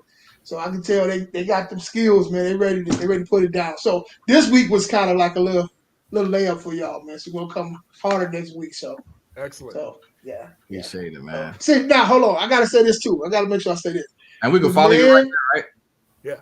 Okay. The men outnumber the women today. So Okay. I appreciate y'all. No, But we Yeah. held it down. But we held it though. Yeah, y'all did. Okay, Y'all we did. ain't Y'all gonna. did. Y'all We did. did what black women do. Absolutely. Hold it down. So hey, Derek, man, tell us how to get in contact with you again. DerrickGant.com, DerrickGant.com, 1R, and all of my content's on DerrickGant.com. You can go to YouTube, Derick Gant 24K Life, all my social. People can get all my contact numbers from all those spots. There's places to call, to text, email. There's no shortage of how to get to a Derick, right, Derick? Right. And DM me too if you want to everybody information. I'll definitely send it out to you guys. Yes, How sir. to reach you guys. Tell them how to reach you guys when we get off tonight. Who's going Anybody first? go first?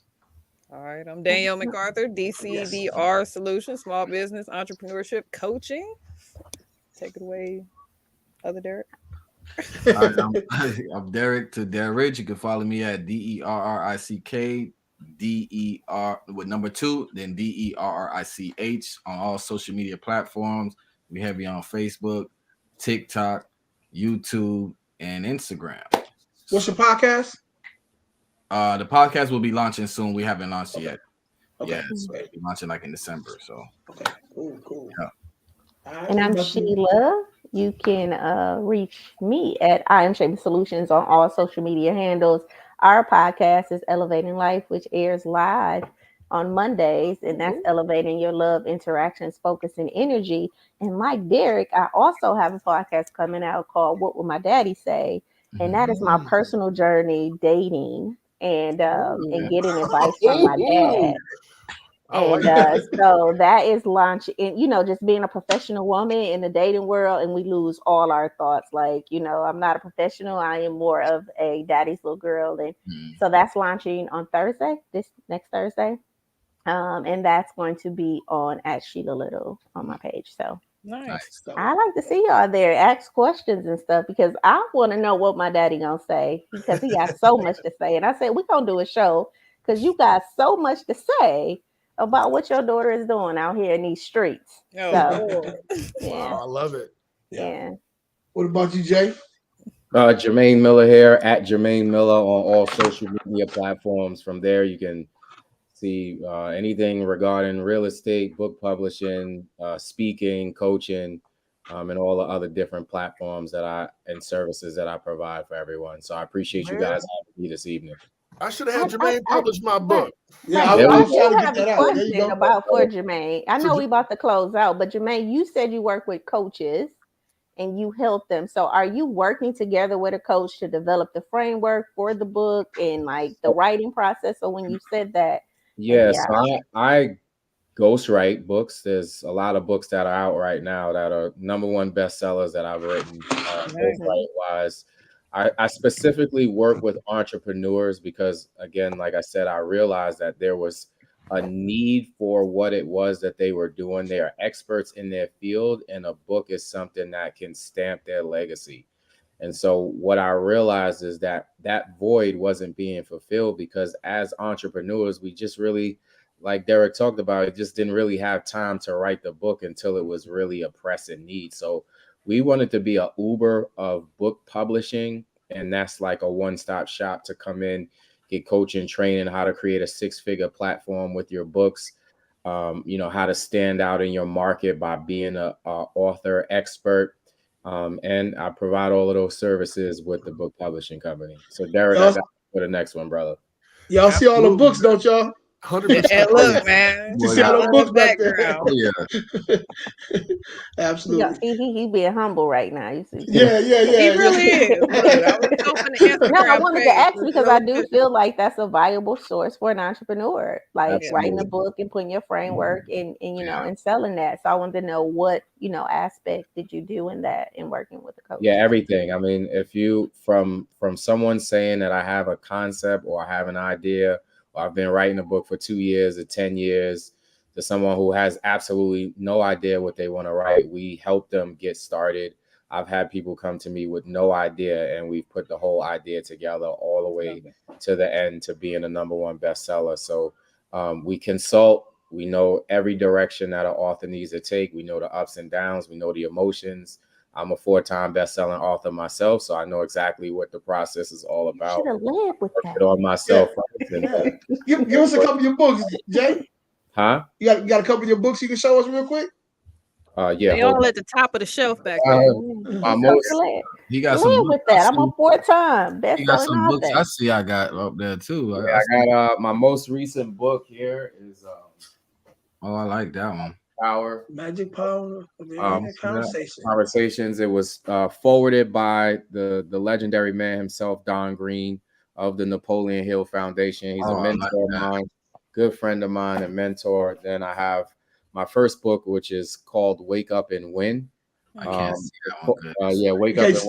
Sorry, the light is too bright here. Right, But Wake Up and Win. Oh, there you go. There you go. The book here, and it was forwarded by my spiritual father and mentor, Mr. Les Brown. Oh, Les Brown. Jermaine, you can help. You've been quiet on this whole show, and you got some gems. I guess they say the best for last. Wake Up and Live, which was my second book. It was really written for COVID and what we were going through in COVID and how people had put their dreams and their goals on the shelf because of what was happening. And I wanted to motivate people to wake up and live their dreams. It was forwarded by my spiritual mom, Diana Nightingale, who is the widow of the late, great Earl Nightingale, who wrote The Strangest Secret. Yes. So, and my last book that I have is Unshakable Focus. I like that. Faith to Overcome Circumstances Using Positive Suggestions. So those are my books. Again, I also have books that we've published that have been bestsellers, from house hacking to property insurance to home ownership, life insurance, asset protection management, motivation, you name it, we got it. My type of books. I don't know if you all saw, because we were focused on Jermaine, but I put my one little book back up. man, get you, man. I got my own. I was like, Yeah, man. I need to So go if we write me put a book. Jermaine Miller in the Amazon, those 4 books. I are need coming to write me a book now. Yeah, if you put Jermaine Miller in, I have a author page on Amazon, and then you'll be able to see all of the books there as well. Walking I what need else, to my write me a man? book. Hey, Man, for everybody, man, that was on, man, you guys did a great job, man. Some Appreciate people it. gonna really benefit from this, man. So look forward to really kind of putting this thing completely together now. Oh yeah. We appreciate you. I appreciate you guys, man. Hey, man, salute to you guys, man. Let's go kill the rest of the week, and let's go win, man. All Appreciate you guys. Bless. You Absolutely. guys have a good one. All right, you too. All right. All right, guys, man. Peace. See you next week. See you next week. Appreciate you, fellas. Yes, sir.